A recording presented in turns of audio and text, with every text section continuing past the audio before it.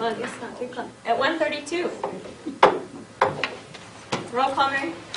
Sam Scarmato, Pat Rooney, Hal Christensen, Here. Marcia Cox, Here. Carrie Thompson. Here.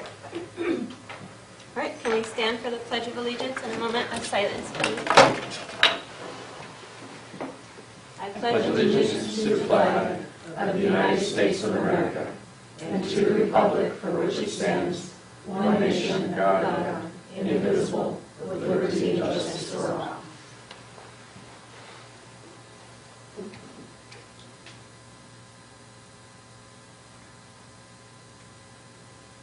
Thank you.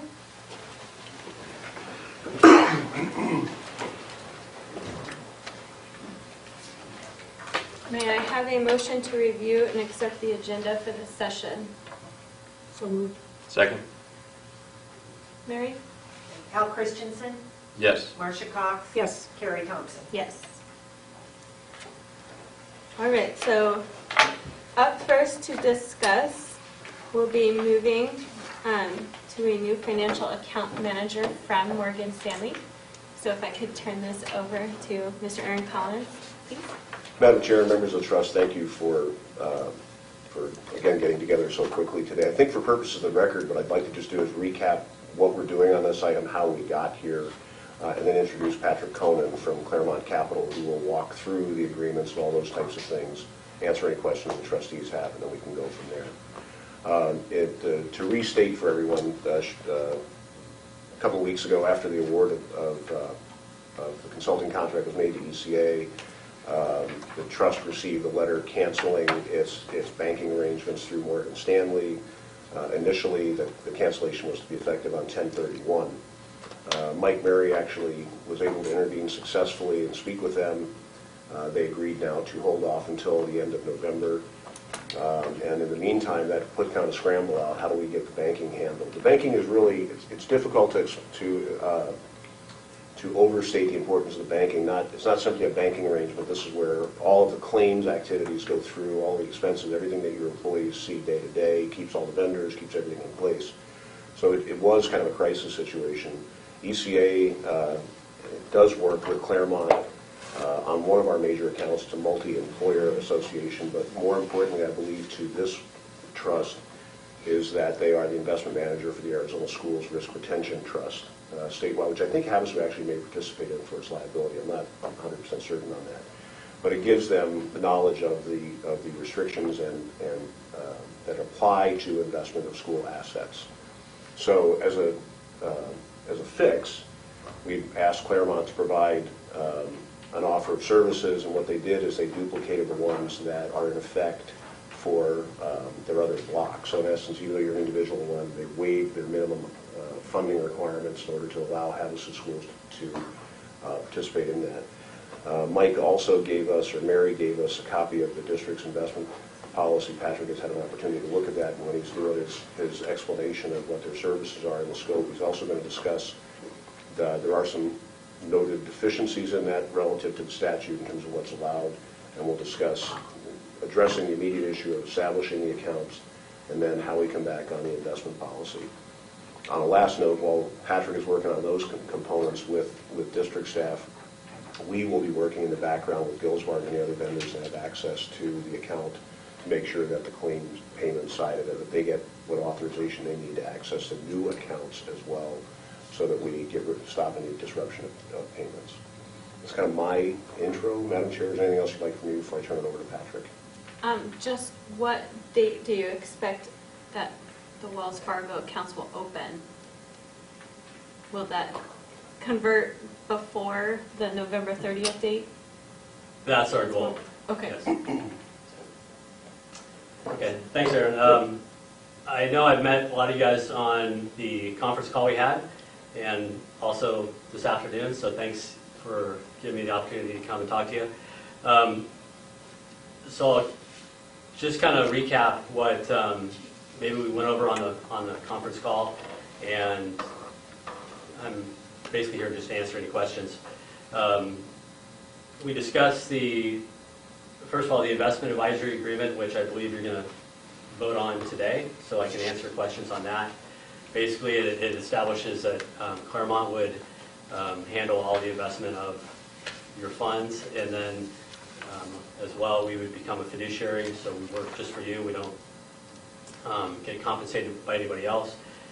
We have been working with accounts like this for quite a long time, so we are very familiar with the restrictions regarding public money, which I understand this is how you are considering this. So that has pretty big implications on the investment policies, which I've gone over your current policies, and I don't think that was really taken into consideration when they were drafted, because there's certain things that were allowed within those policies that, again, if you do determine that this is public funds, that you cannot invest in. So we have investment policies that we can, templates that we'll provide to you and help you draft your policies, and then once the board is comfortable, that you guys would vote to approve those, and then that would dictate back to us how we could invest your funds. Regarding timeline, we've been working with Wells Fargo on these kind of accounts for a long time, and we believe they're probably the best option. We have everything sort of teed up with them. I think the next step is just getting the names of authorized individuals on your board that would be signers. So I just need to get some of that information if you guys decide to move forward on the agreement. As far as the timeline, the goal is certainly to get that done before the end of November, if not sooner. But a lot of that is going to be up to Wells Fargo, and we'll set it up where you guys can communicate to them directly. So it's just getting the information passed and documents signed and that kind of stuff. But it's a pretty simple process, and I'll definitely help walk you through the whole process. So I'll facilitate that. There will be an account, which I guess I'll let maybe Aaron talk to you, like the operating account, as far as just a day-to-day checking account. It's a lot easier if it's with Wells as well, because then you can transfer money back and forth, online between the investment account and the operating account. The operating account is basically your checking account. We don't have any visibility on that, but most of the clients like to keep as much invested as we can, and then it's just a communication exercise between us and you guys as far as moving the money back and forth to keep it invested, and also giving you guys the liquidity for paying the bills. So yeah, that's the same structure, and I'm sure that's the same structure essentially as it is today. It looks like, from looking at it far, it looks like all of the accounts today are set up with Morgan Stanley. Thank you. With Morgan, and this would be somewhat separate, so the investment account would be segregated. There's also a third account that's apparently inactive, so with that, the investment account, and then the active account that Gil's tapped in, and many of the others that already are, would also be where the district would deposit its funds. So if that account became deficient, we would still run some kind of standing balance equal to some number of weeks of expenses, right, and then just replenish that in and out from the investment account. So pretty standard, different vendors, but it looks like a pretty standard process. In there, and should you decide to proceed today, I think the motion will need to contemplate to allow the chair and staff to execute an agreement that's necessary to get it done so we can get moved over. We may wind up at some point coming back retroactively and having you approve or reconsider some of the setup issues, because we're looking into who has authority to do repetitive transfers between the accounts and what the signature processes are. In any event, we would inform you of how those were set up, because you are the fiduciary, making sure that makes off the money. So there will be some technical things. So I think it'll be a fairly broad authorization of the chair and any staff necessary. So I'm not sure what those frontiers are. Execute the documents both with Wells and Claremont, and we'll come back with you, afterwards to let you know. Frankly, the only thing unusual about today is the fact that we had a quick cancellation, and we got some districts' claims being paid. be transfers from the Morgan accounts directly into the account, so there's no constructive receipt that's outside of that. It's a company for the district and then to From the Morgan Stanley account to Wells. Typically, they operate. Yeah. When we have deposits also coming in for premiums, are those going to go direct to the operating account? And we would always transfer from operating to investment? That's how I would assume it would be, Madam Chair. So, yeah, because I would think, we're assuming the district is dropping everything into that deposit, what we'll call it depository account. And then just as the balance, depending on what the balance does, you shift one way or the other. So is that, Mike, you know, is that how it's happening today? I just wonder if it wouldn't it make more sense to deposit into the interest earning account because we might not need it in the operating account for a period of time. So I know in my banking background with an interest bearing account and an operating account, a lot of times the deposit would go into the interest account because even if it's only a week, you'd be earning interest on it, and then as long as you can transfer freely between them, that way when you're going to know when the operating account needs money and just transfer it over. Madam Chair, frankly, that would make sense to me. I just don't know how the cash flows work on the account. We haven't been on it long enough to know. Sure. It looks to me like what the statements we got, the account balances look fairly thin, but I just don't know the claims payout patterns. Our other accounts, that's typically how it does. On our multi-employers, you go into the investment account and then we transfer. But we run a daily balance. I would think, again, at the outset, I would set it up to go into the depository account or into the claim payment account so that we don't have any glitches where we're running short. That's probably belts and suspenders, but we can then swap it out later. We're probably, and admittedly, we're probably more of an abundance of caution at this point just because of the unfamiliarity and the speed at which this thing moved. I was just thinking of if you're going to do it, you might as well do it initially if we decide to do it that way, because if you don't, then a lot of times it's a little bit more Cumbersome. Cumbersome, exactly. And I just I would just say it's sort of a communication issue as well. Most of our clients will keep a month or a quarter or whatever they've determined in their operating account, and then the rest goes into the investment account, custody account. do you know if they offer a sweep option? They do. So if we deposit it into the interest account and then just had a sweep going and operating as needed? No? It'll automatically get swept into some sort of a interest-bearing fund. But if it comes into the custody account, again, it boils down to communication. Our first instinct is going to be to invest it. So if it's something you're going to need in a month, then that's something we just need to communicate to keep it into the sweep feature, whatever. If it's a money market type account. Is the sweep feature on the Wells? I don't deal with Wells. Is the sweep feature on the Wells side or is that on your side?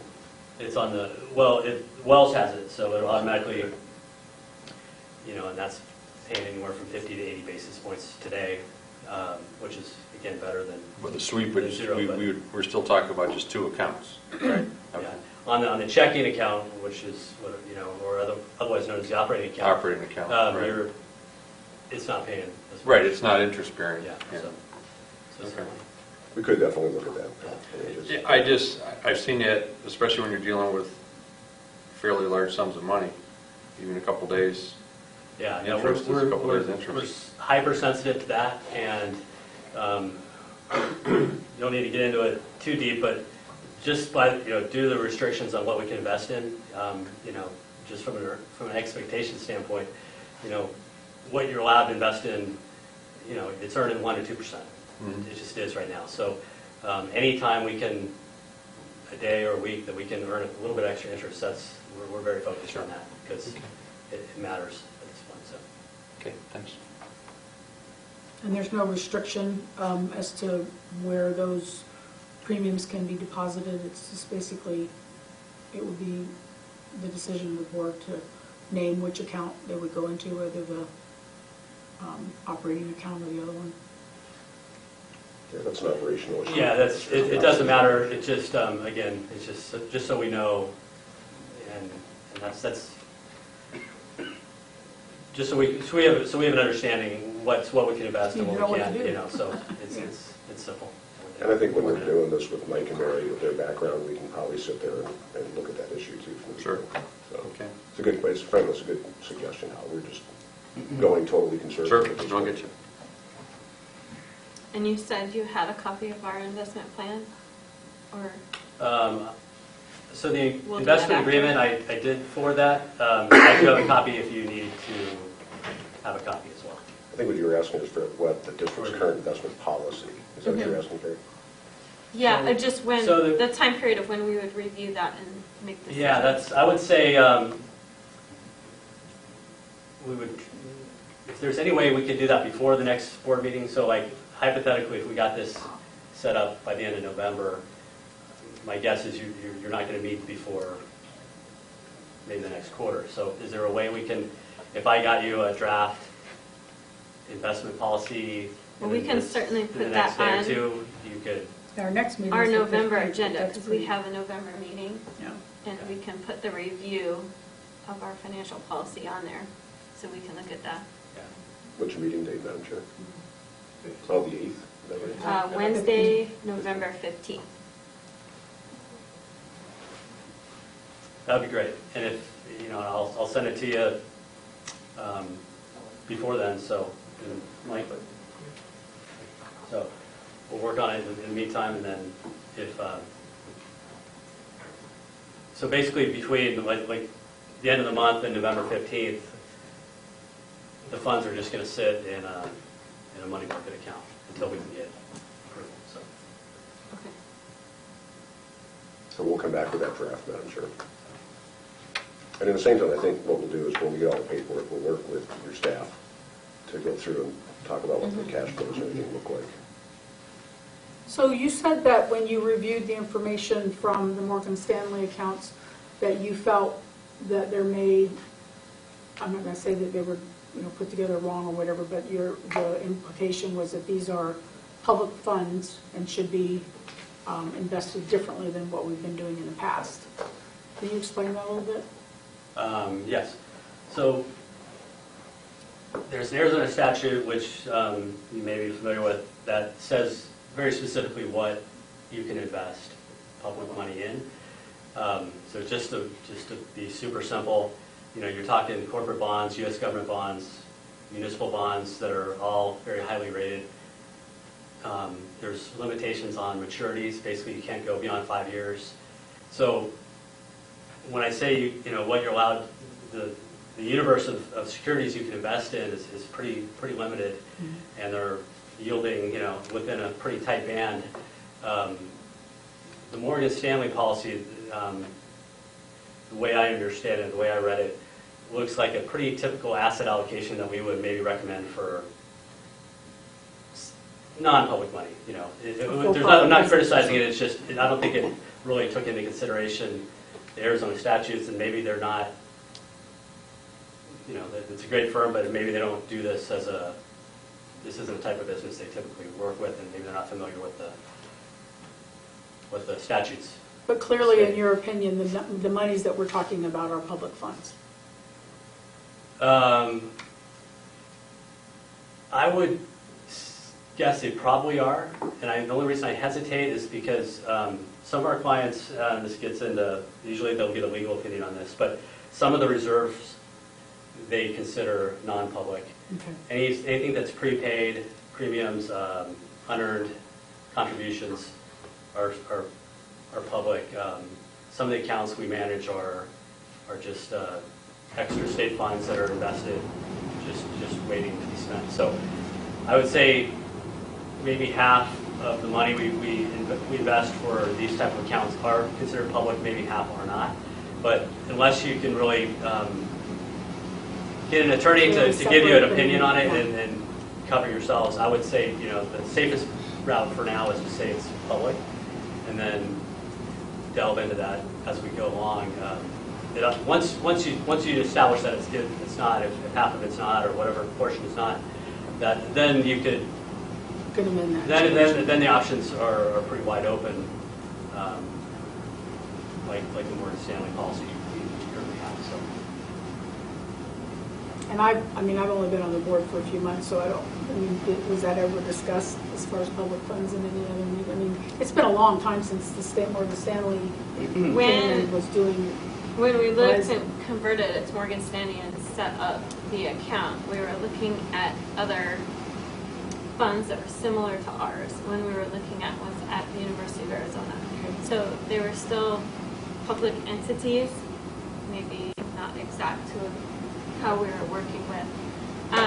And we purposely made the policy very vague that said up to that amount, so that if we decided not to invest in that category at all, that it would still comply. And for the most part, we were in CDs that rolled and matured at different dates, so that those would always be available for transfer if need be. And that's been the majority of it. So I don't know that we've ever really been fully invested at what you're seeing in policy. And I will stipulate that currently, what you have half of the money or a portion of the money in CDs and the rest in cash. So yeah. you're well within the requirements of the statute. Yeah. But the policy would have states, allowed you to yeah. go beyond the statute. Yeah. And I think the Not reason that you for the status of it now is because when there was that dramatic downturn years ago, that we had to basically put everything in something safer. I don't know what it was in before the CDs. It was always in that. Okay. We decided not to venture towards mutual funds due to the dip in the market at the time and not knowing when that would correct. So we never really ventured out of those. But the policy was reviewed and revised to what you would see or what is allowed in there. The good thing about the process, frankly, is that these are things that tend to get forgotten over time. So the benefit, the upside to having a switch, even though it's kind of precipitous, is that it'll give you a chance again as trustees to go through it and re-look at the thing from beginning to end. So it's kind of it's a pain of a way to do it, but it's a good opportunity to, as fiduciaries. Now you mentioned bonds and other security there. Now would CDs still be included, or what other options are there for us to be invested in?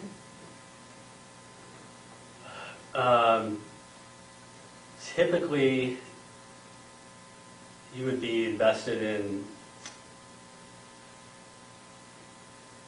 I want to get in too deep into the weeds. There's a lot of things. It's a pretty lengthy statute. Okay. But I would say that what would most likely be something you'd invest in is corporate bonds, which are rated A or higher within 5 years, U.S. government security, whether they be Fannie Mae, Ginnie Mae, agency type stuff, U.S. Treasuries, municipal bonds, and I know you're probably tax exempt, but there are taxable munis we sometimes invest in. Again, they're all pretty highly rated. There are commercial paper. There's a lot of other stuff that you, at this time in the cycle, you're probably not going to be that interested in. But that's what basically you hire us to do. But as far as equities, we can't take that level of risk if it's public money. So that's, I guess, the most common question. But CDs, certainly we can do that. I'm not sure they would be the highest yielding instrument right now, but certainly, yeah. All right, any additional questions?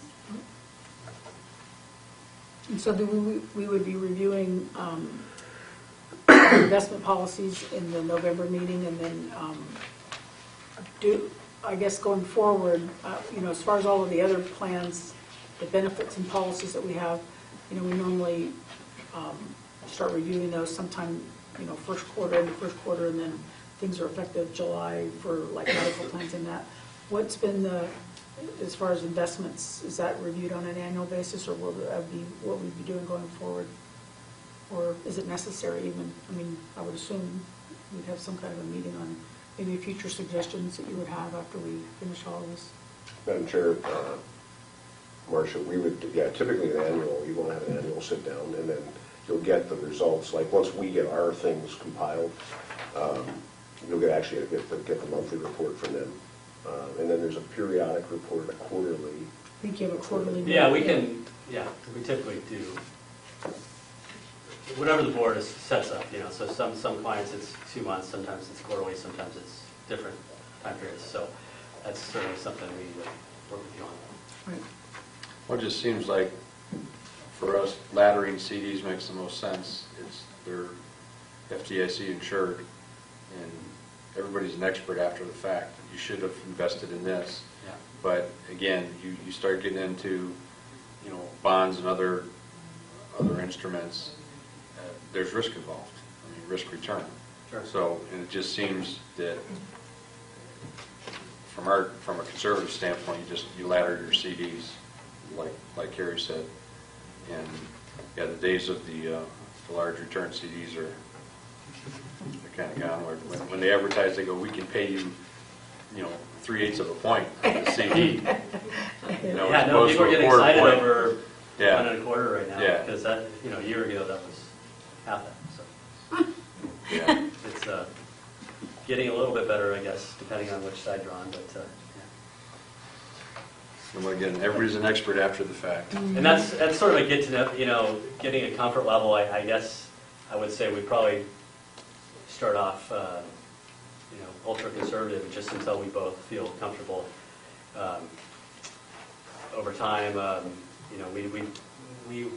we do a lot of stuff, just T-bills, 30 days, 60 days, 90 days, just, again, it's similar to what a CD is going to pay, but it's obviously very safe, very liquid, until we get a feel for, like Karen said, what the cash flow needs are. Sure.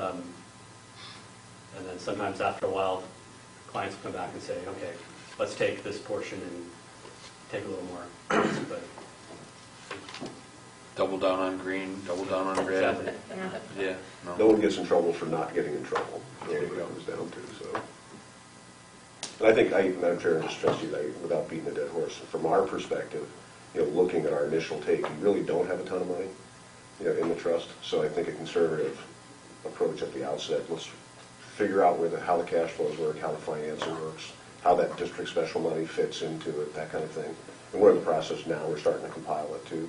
I think, let's get the bank account set up, let's get it running, keep the claims being paid. Sure. Be conservative, we've got time, and then let's take it from there once we know what this thing's really running like. That'll let me sleep better at night, I can tell you. Sure, you guys more so Me than too. fiduciaries. All right, do I have a motion? Can I suggest a motion, Madam Chair? I would suggest that the chair be chair and staff as appropriate. Mike, do I need to designate you? Okay, so that the chair and Mike be authorized to execute the investment advisory agreement and any associated banking or investment documents needed to implement Claremont and Wells Fargo services on behalf of the trust, effective at the first earliest possible date. Sure, actually, on the agreement, it just needs to do the chair on the agreement. Okay. Sorry. And in a related vein, to transfer all assets out of the Morgan Stanley account into the appropriate accounts with Claremont and with Wells. I would make that motion. Second it. The only thing, Mike, and you're saying just a chair, but isn't it? On just the agreement. Oh, just the But on agreement. sign it. Okay, On all the right. transferring and all of that. Sure. Okay. But you'll be a signer You'll be a to be able signer. to move that over? Yes. Okay. Okay. So Just so the carries agreement. in the motion. Okay, Hal Christensen, Yes. Marcia Cox, Yes. Carrie Thompson. Yes. Thanks, Aaron. Thanks, Patrick. The only other question I know we've already voted on, I think it'll just be something you'll do internally, is to identify the signers, or they would just be the same ones as we've always had. Well, we need to review who needs, yeah. You'll review that? Yeah, I think we're going to need to do that on the transfers too, in Okay. particular. So we might, just for what it's worth, we might, and then we'll take a look and work through with these guys how it works internally with the district, but we may also at some point, Marcia, ask for the auditor to sign off on to make sure the controls are adequate in there for what levels of transfer require 2 signatures or 2 sign-offs electronically. Okay, that was the 2 signature thing, was, because I don't think but read anything about that. Yeah, it's typically in the background, but the way it works from our side, again, I haven't done this with Wells, we've done ours with Chase, but it's basically whoever initiates the transfer, someone else has to then approve and do a release. We want to make sure that's in place, because if that one breaks down, that's when people own small islands in the Gulf somewhere. But they never invite me to. Yeah, so. They all disappeared last couple months anyway. Yeah, kind of. Okay, good. Now, so is Carrie going to sign that agreement? The agreement. To Patrick? Yeah, and we can actually, I think, if we get that today, that would be, because that way you can start moving with Wells and whatnot too. Yeah, so the next step with Wells after today is just getting a list of the authorized individuals and I think all they need is a home address.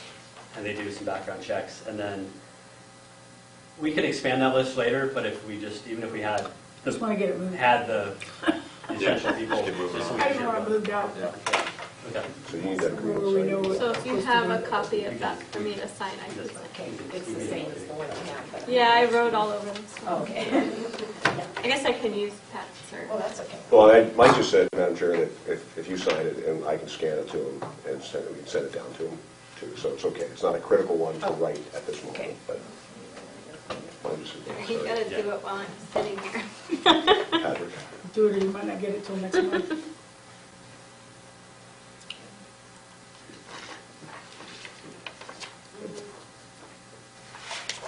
Okay. All right, and then can we move to our demonstration by Hodges Mace and Smart Bin? And if we need the conference call number, we can do that up here.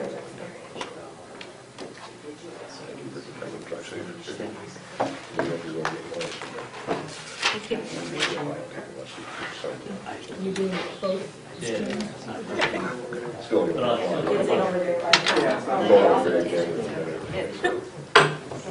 Are you doing both screens, Mary, or just one? I don't think it matters.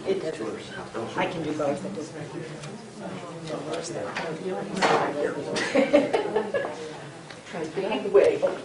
Must be. Yep. That's something. I didn't realize that's what I was going.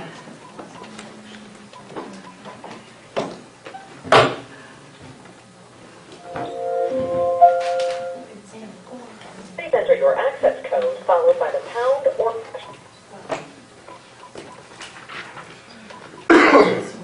to enable audio control, please enter your audio PIN followed by the pound or hash sign. If you do not have a PIN, just What's that? press pound or hash.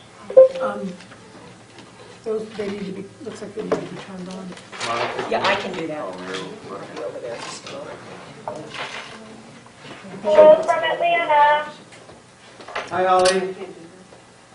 Hi, this is Carrie Thompson from the EBT board here in Lake Havasu City. So we're just getting the presentation still set up for you. Perfect, thank you. So Madam Chair, while they're doing that, can I just tee this up a little bit? Yes. Okay. So this is Marcus Ambrosi again with Smart Ben / Hodges Mace. So what he's going to do today is, you guys have not still formally made the decision. It was included in our proposal. You still have flexibility, okay? So today the intent, and we met with Mark well at lunch ahead of time we were talking, the intent is he's going to walk you through the whole system with his tech and what the capabilities are and what the different parts to it are. So there's the enrollment, the online thing, the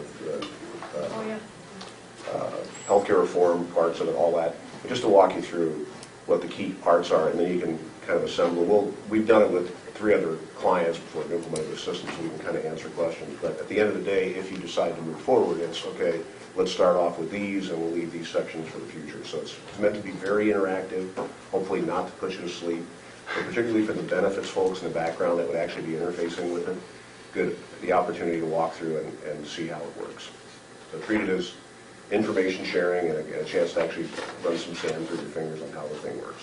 And one of the questions that we had brought up in a prior meeting was how this would integrate with the, Visions.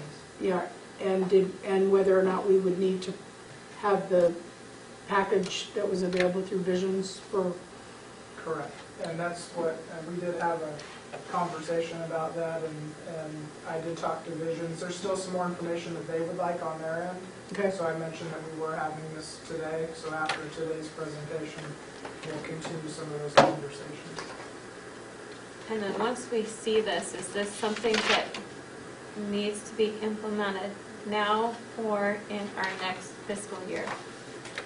We'll go into the actual timeline of implementing the system, some of the other things, and what type of effort will, be involved from the school district standpoint, as well as leading up to open enrollment, getting everything ready to go live.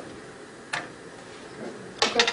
Holly, do you have your screen shared? We don't have anything showing. Can you hear us? I do. Give me 1 second. We're waiting to view your screen. Today. And so,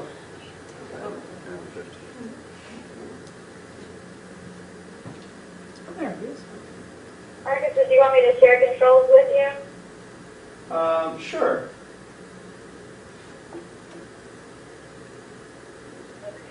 You've got the keyboard and the mouse. All right. Well, thank you again, everybody, for having us. My name is Marcus Ambrosi. I'm the sales consultant for Hodges Mace. And then we have Holly Snyder, who is our solutions engineer on the phone, and she's out of Atlanta. She's going to be driving our software demo today. So thanks for having us. We're going to hope to accomplish a couple of things today. Go through an outline of benefits, delivery, and communication engagement for the Lake Havasu School District, what that's going to look like from a technology standpoint.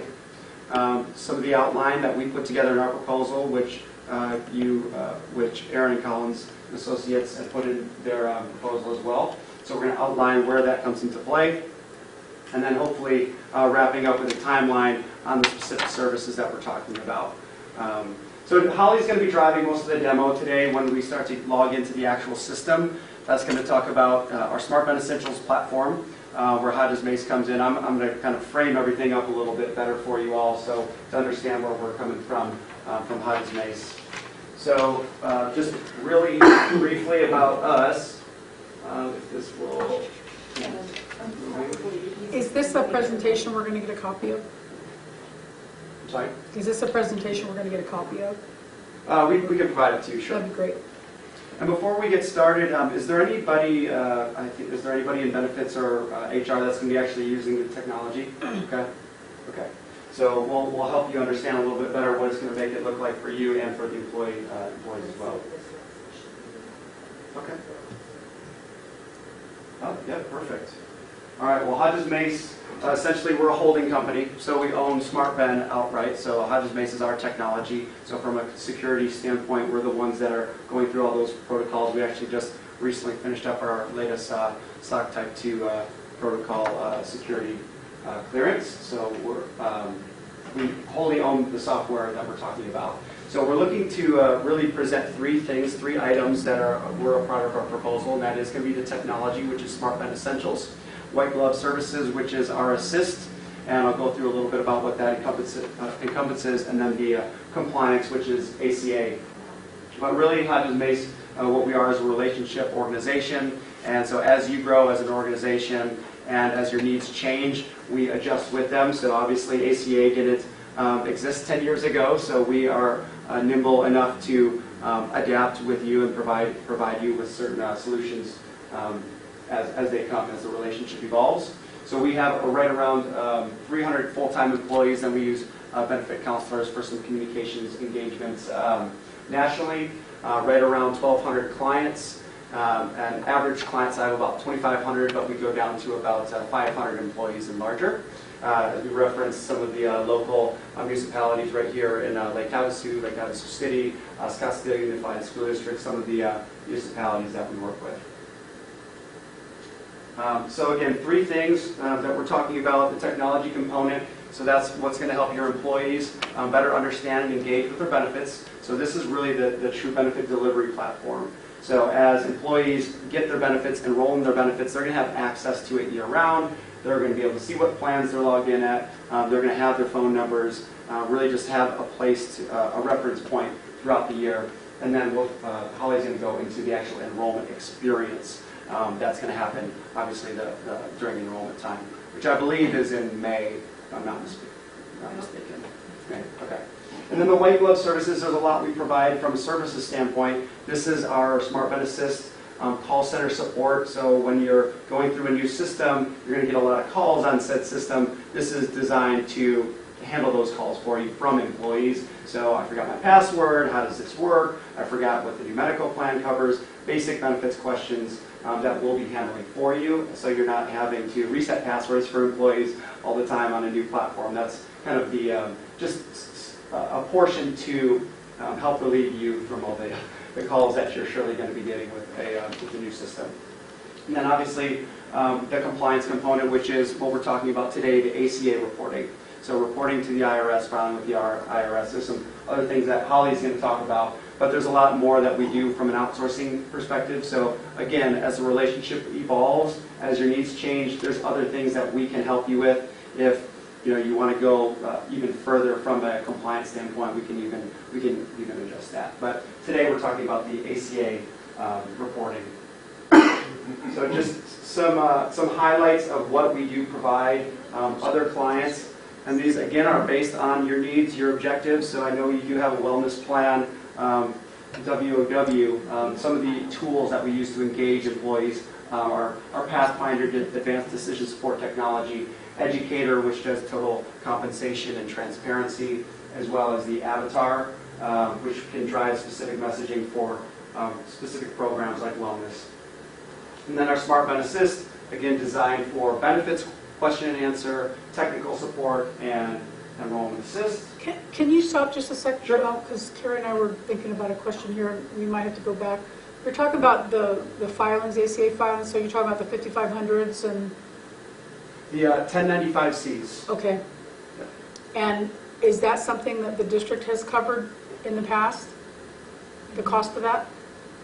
Well, it's part of the IFAS package, the SunGuard package that we have. So is it part of Visions? I mean, is that something that we don't need?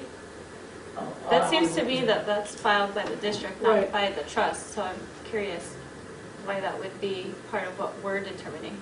Visions, when I talked to her, she said that we would be responsible for managing it, uploading it, and sending it for the ACA. And you're saying that this does that? Right. That would be our gatekeeper component. That we would do it for you. And we would audit the data too. So a lot of that process is actually auditing the data. So when you get all the information before you upload it to the forms, you're going to have to review it, make sure it's all correct, everything's going to the right places. That's a lot of what we do. Share the cost of this off. We're just thinking about the cost of it, just because obviously, it's something that you have, you're responsible for and doing, but if this is a turnkey and everything, your compliance is built into that and you're generating all of that, I guess I'm just trying to figure out if this is the more accurate and sustainable way of doing it, what your program would cost without that. I guess I'm just thinking of a differential of, maybe 100% of this isn't going to be paid just by the EBT. Maybe it needs to be shared between the district and the We can't EBT. cost share. Well, I know, Three different but I know. services would be contracted. But you could carve that out, the cost of it, you could carve it out. Yeah, note on the proposal that was included is that the Smart Ben Essentials, Gatekeeper, and Assist are all quoted as separate entities. The only, I guess, constant would be the Smart Ben Essentials. So you can take out the Gatekeeper, you can take out the Assist, but you need to keep the Essentials for us to actually have the data, control the data, maintain the engagement. So that's the benefit delivery, the ACA component. From our experience, to have the ACA reporting function come from whoever it is maintaining the benefits administration is definitely the way to go. As being experienced in it when they launched it in 2014, we did a lot of standalone ACA projects. And It eliminates a lot of... It was very challenging if you don't have the actual data in the Ben admin. Okay, thanks. And that's the final thing. That was I put the logos up. It's a wide variety of clients that we work with. We work with all of our clients differently. The outline that we're talking about today with ACA, with benefits administration, with call center assist, it's not the only way we engage with clients. Cabela's is a client that does basically our whole suite of services, around 30 technologies and services that we provide. Arts and entertainment, television uses us just for a communications project. So there's a lot of different ways. Put the screen up just again, reinforce the fact that we can work with you in a lot of different ways. So if there's other things that come up in the following years, we can help you with those as well. Anything that Aaron and his team can help you with. And at this point, I'm going to give the screen back to Holly. So Holly's going to go through a couple of things on the SmartBen Essentials platform. So any questions before she jumps into the actual website and what it entails? Any questions to this point? Or involvement or anything? Okay, and so Holly, I don't know if you caught that, but we do have some of the ultimate users of the platform in the room. So definitely feel free to go into how they might be using the system as well. The ultimate payroll software? Sorry, no, ultimately, no, they're in the room that are going to be working on the system, on SmartBen. Oh, okay. And so their payroll system is Visions. Perfect. Okay. Can everyone see my screen okay? Yes. And can you hear me okay, more importantly? Yes. Okay, perfect. So I can hear you all pretty clearly, whoever's sitting close to the phone, but if you have any questions and I'm not stopping, please feel free to interject. This really is your time to get to know the system, so please feel free to jump in and ask questions wherever you may have them. I would like to take us first through the employee experience. And do you all refer to them as employees or team members, associates? Employees, I think. Employees is fine. Okay, so we'll take you through the employees enrollment experience first, since I know the benefit delivery piece is really important for you. Then I'll take us back into the communication piece and discuss a little bit around how you can keep your employees informed about any upcoming initiatives you may have, maybe even the wellness program, or even how they can connect through the system throughout the year. And then I'll show you all how you may be using the administrative function on a day-to-day basis. And since we have some end users in the room, I would love for you all to chime in and ask any questions you may have about functionality as well. Does that sound okay to everybody? Yes. Okay. All right. So what you're seeing on your screen initially is what your employees will see once they log into the system. Marcus talked about security. Security is something that we hold really with the utmost importance. We just completed the SSAE 18 external audit this year. So if you all have any familiarity with the SOC audit, SSAE 16, we're moving to a new credential of SSAE 18 within the next couple of years. So we just went ahead and revised and updated our credentialing to the highest audit out there, really. We also make sure that our individual employees' information is highly secured within the system by providing unique login credentials to every single user in the system. It's not something where it's just applicable to you all. Every single individual in the system will have their own username that's unique across the platform, therefore ensuring that each employee only has access to their individual information. Okay, so what your employees will see immediately is this large benefits enrollment begin enrollment state. So here we have the days remaining, and we'll have it near the end of your enrollment window. So somewhere starting mid-May, ending mid-May, I believe, for you all for that 7-1 enrollment. Once we click on begin enrollment, we'll be brought to all of our available enrollment events. So basically what this is, if we have a new hire, this is where they would log in to enroll in their new hire window. If it's annual enrollment, of course, they'll see this annual enrollment event. And then if it happens, or your employees happen to have a life event, they can also use the system to enroll in that alternate coverage here as well. So once I click on annual enrollment, for example, I'll be brought to what we call our red light, green light enrollment tool. And this is really the most simplistic version of enrollment that we can offer. We've taken this concept that, we know human beings really learn at a very early age, which is red lights mean stop and green lights mean go. We've taken that concept and translated it into a benefit utilization so that immediately employees understand where they need to take action and where they don't. What this does for you all is it enables the use of a partially active, partially passive enrollment. So you don't have to choose all of your benefits as being active. You don't have to say, okay, because we don't have a lot of changes, I guess we have to make everything passive this year. You really have that ability to decide what benefits you want your employees to address.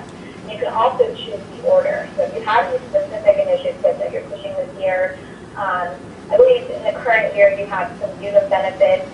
We actually have the ability to link up with UNUM so that they can complete their evidence of insurability process as well as any underwriting pieces directly through the system. So if I click on, for example, this individual short-term disability, it's actually going to link me out to the employer portal. I just did it, so I must not have connected something, but it will actually link me out to the UNUM portal where I can decide whether I want any additional riders to take place. I can decide if the cost is appropriate for my family. The other thing is if you all decide to move to a self-funded plan or to a different provider this year, you may want to have that individual benefit coded with a red light. So now we have red lights, I have no ability to elect and continue. So as you'll see over on the right-hand side, the elect and continue button will be grayed out until I have all green lights. In this completed benefit section, of course, I still can go through and make any changes if I want to, but the system isn't going to force me to make a change. I just have that option available to me. So just because something has a green light doesn't mean that they can't make changes still. I go into the red light for us. We'll show you where we can build in some information that's specific to the plan. So I don't think right now you guys have tobacco-rated plans. Is that correct? Correct.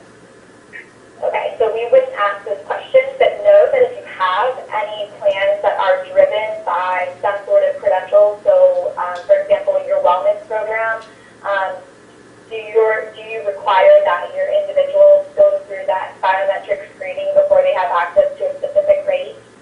No. No? Okay. All right. Well, we don't have to build that in either, but we can put in some wording that says, just to let you know, there is a wellness initiative. Please be sure to take advantage of it. We can put in a link for that. And once they press continue, they'll be brought to all of their available plans. But here we have the gold, bronze, silver plan, similar to what you all offer. And within each one, we can see in the dark blue area what I'm currently enrolled in. So we do have the ability to load in your employees' existing benefits for the first year. So if you do want to have a passive enrollment in 2007 or 2018 enrollment, then we can support that through the system. You can also do a comparison here to see what choosing different tiers of coverage will do ultimately to their per pay period premium. So if I'd like to see what choosing, let's say, employee-only coverage does versus having employee plus children, you'll notice how this per pay period premium shifts. Sometimes that may also even affect what their deductible or out-of-pocket max is. If I select more information, I can see additional highlights. I could see perhaps summary of benefits or an SPD or any additional links or information that you'd like to provide. You can have that as just embedded into the enrollment process so that your employees will have the ability to access any medical provider links or directories or any other specific information that may really be relevant to their selection process. You can have that built in so that while they're going through enrollment, they have access to those different pieces of information. And then if I say this year I want to go to employee plus children and I push select, what the system's going to do is it's going to turn it green. So I go from green to green, continue. And the system's going to require that I added any applicable dependents. So because I've only selected employee plus children, all I have to do is elect at least one dependent for this. Had I selected a spouse plan, it would require that I have both a dependent and a spouse. Otherwise, it would come back and flag and say, perhaps you need to have a different plan because we don't have a spouse listed. If they do need to add an individual that's not already in the system, we do have this add a person where it takes them to this page where they can manage everybody that we are currently aware of, as well as add any additional dependent or perhaps spouse information. So I'll select my dependent here and I'll push continue. And you'll notice that my medical has now turned green. So that's moved to my completed benefits.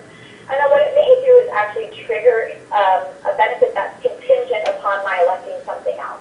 So in this case, because I selected the medical plan, it's now going to ask me if I want to contribute to a flexible spending account. What we'll have in here is the maximum for me. So if I had selected a coverage level that was allowing a family or an additional contribution amount, then it would display for me. So I'll put in here the total contribution, and it will update what that means for my per-pay period premium.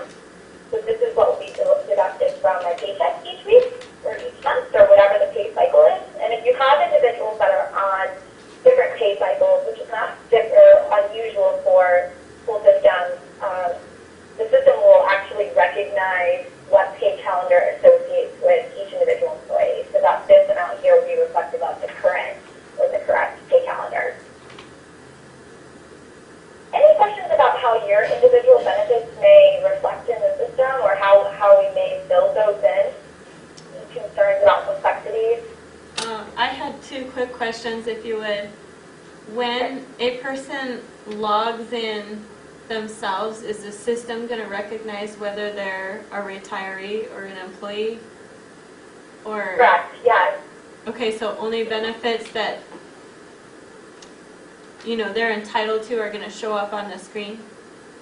That's great, yep. Because each one has a So we code each person by something that is an internal word that's called a pay type, but really what it is a benefit eligibility classification. So your program participants, your retirees, your part-time, your full-time, anyone else who may have some sort of difference to either their benefit eligibility, their pay calendar, their frequency, their premium allocation, that sort of thing, they'll all be coded basically with a different number in the system, and the system recognizes based on the information that you're feeding us on a demographic file what eligibility that person has access to. And then we will only display not only the benefits, but also any messaging, any benefit information. So if you have separate benefit guides, different summary of benefits, all of that information will actually be reflective of the individual who logs into the system.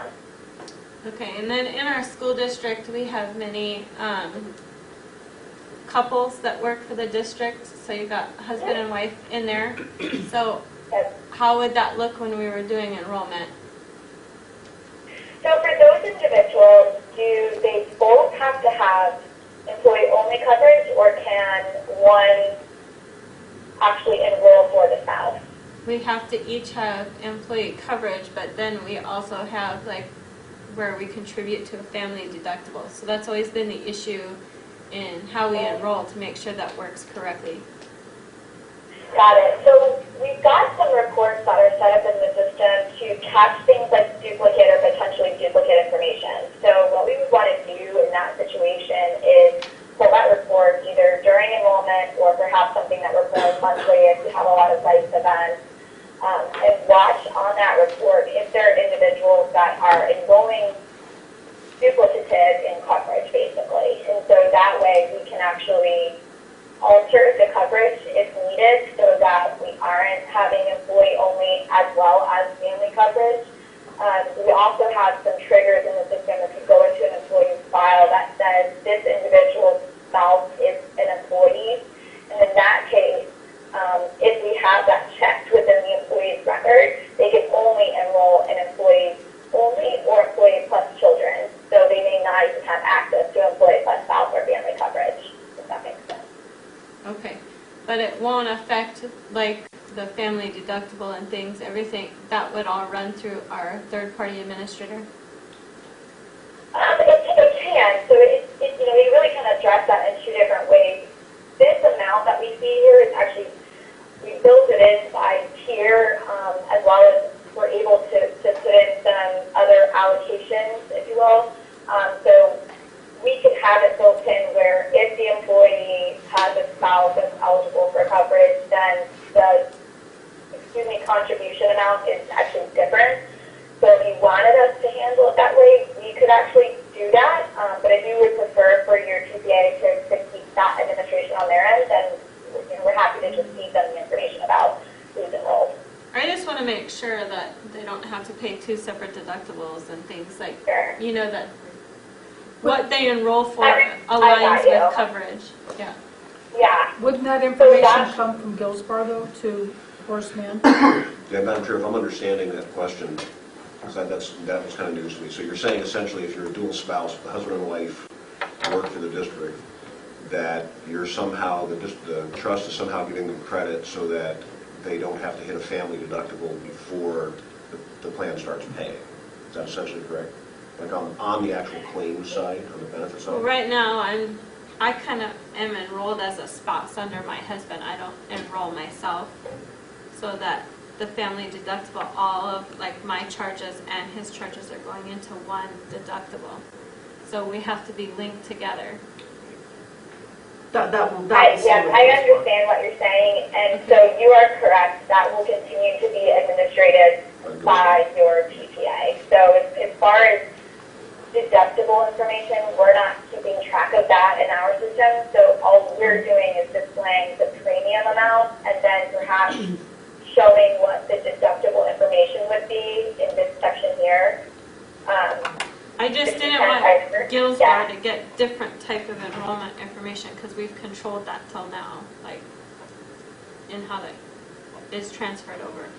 And that's not unusual for groups to have that concern when they do allow spouses to have either their own coverage or also be enrolled through the other employee. So, yeah, I mean, it's really one of those things where we want to sit down and kind of go through your SPDs with you, with, fine tooth comb and really pick out what types of information we need to be displaying so that the employee completely understands what their deductible will be depending on whether their spouse is enrolling individually or part of the family plan. So I think it's almost more of an education for the employee's perspective because, like I said before, we're not doing the actual administration of deductible, out-of-pocket maxes, and that sort of thing. So from our end, it would be more of that educating the employee on their options. Okay. And then I saw here you're adding dependents, but is there any verification on, because I know that we run into doing dependent audits to make sure that who they add is appropriate. Is there any verification process included in this? So there can be, right? We've got a couple of different services. One where we actually would take the onus of the kind of verification from start to finish, where we're reviewing the documents, we're ensuring that the documentation provided is acceptable. We're actually reviewing life events and that sort of thing to make sure that they happened within 30 days of the event, that the spouse that they provided is truly a marriage or whatever, not a common law or that sort of thing, depending on what the rules of the state are. But what your employees can do within the system is upload that documentation. So you can set the system so that if they were to add somebody, then that triggers a report for you that says, this is a newly added dependent, and therefore we want to request documentation from the employee. We can also put in additional verbiage where, let's say in this more information section, or perhaps somewhere else throughout the communication process that says, if you add a spouse, if you add a dependent, then you will be required to verify their eligibility. And then we have an area of the system, if I go there real quick to that, where the employee can actually upload that documentation. So on their home screen, they have this section called My Benefits. And you see this Your Pending Benefits and Documents Dropbox. So from here, they'll have the ability to actually upload a marriage certificate, upload a birth certificate, a joint marital document, or whatever you may require. Okay, and then who, is that still then our district office's responsibility to verify that, or who does the verification? Yeah, so with the stuff that we've provided, right now, it would be the responsibility of the district, but we do offer that service, so if that's something that you're looking for, then we can certainly accommodate it. Right, that's not what we discussed yet. How it would work with the process today is you get a notification saying that, Johnny's a new hire, or, added a spouse, need to verify the dependents. It's up to you to, and you'll see that, and Holly's going to go through what it's going to look like on the admin side. It's going to alert you what do you want to do about it. Do you want to just approve? Do you need to reach out to them for documentation? You follow up with them for documentation. Again, as Holly mentioned, there's something that we can do, but that's going to be a little bit outside of the scope of what we're talking about today. That would still be on your plate as far as getting and approving the marriage certificates and birth certificates. Okay, so basically, if I'm hearing you correctly, the employee signs up for that, but then it's not approved until the district office approves it. Correct. So they do verify when something Correct. changes up here. Okay. And then whose responsibility is it to upload that document? Still the employees or the district? Uploading the document is the employee. And then they have the ability to access it through this, or through the screen that Holly's going to go into in the admin side. So the request will be made through here, and also the upload would take place through here, and then would the district office access that information through here? Through the admin side. So we're currently in the employee experience right now, so that everything that you're seeing right now is from the employee's perspective. After we run through this, it'll show what the admin side will see, Right. and that's when you'll see. But I'm assuming if an upload document comes in from an employee, that admin will get some kind of a notification. Correct. Something needs to be Right, reviewed, addressed. exactly. Right. So what would happen is, I think maybe it would help if we just looked at that for a second from the administrative side. So if an employee were to add a dependent, let's say, they're adding in a spouse, so they want to change from employee to spouse coverage, that request of new coverage would actually go into a pending queue, basically. It gets put into almost a holding pattern until somebody reviews it and says, it is okay that you have requested spouse coverage. I have verified that your spouse is eligible, and now I'm going to approve it so that that information can go to GuildSpar or whoever the provider is of that coverage. So what would happen is, if I go into pending management, it will show me everybody that's requested coverage for some sort of event. And so in here, let's say I see that somebody has requested, in this case it's life insurance, but it could have been the addition of a spouse, right? So it's just dependent on, this is just kind of old information that I have in the system, but using it for example purposes. What I can do is see, okay, you've decided to add a spouse. So what would happen in that event is I would add in a request for additional documentation. So there's a button that says require documentation. And then I can tell the employee, I need to see a marriage certificate. So once I hit save, I can send a notification to the employee. You have to have an email address on file. So once I have that email address on file, I can send the notification, and the employee actually gets a note that says, hey, we understand that you, I'll add in an email address so you can see it, but it would say, hey, Ellie, we understand that you want to add a spouse. We're going to need a marriage certificate and a joint marital document to verify that your spouse is eligible for coverage. And at that point, Ellie would be able to go into her system and upload those requested documents. You all would receive a note that says Ellie has updated verification documents, and at which point you can go in and review, say yes, these look good to me, and then approve her request for coverage, which would update your payroll system as well as update the information that's sent to the carriers. Now, when it's approved, is there a notification sent back to the employee that that coverage was approved? Mm-hmm. Yep. Okay. Is there another? If they get the email saying we need this documentation, and then, time passes, and they're running to the... You'll also be able to track through the system what emails were sent to employees. So if you ever have a question about, let's say, for example, the person just became eligible for coverage, you may have an automated email set up to go to that individual that says, hey, congratulations, you're now eligible for coverage. You actually have the ability to check and see what emails have been sent from the system. So if you ever need to verify or your employee says, I didn't get that, you actually do have the ability to check what email address it was sent to, was the transaction successful. So it's not going to tell you whether or not the employee read it, but it will be able to tell you whether or not it was a valid email address and it was sent successfully. Okay. Hi, there's a question about the timing as far as the eligibility for the dependents, right? Yeah, can if an email was sent out at, saying that we required more documentation before they could be enrolled, and they had till this date to enroll, and they didn't get us the information. Repeat that, sorry. Can you repeat it? You're going out. Yep. She wants to know if a message was sent back that stated there was documentation still needed to be able to enroll. What happens if they don't provide the documentation by the time open enrollment ends?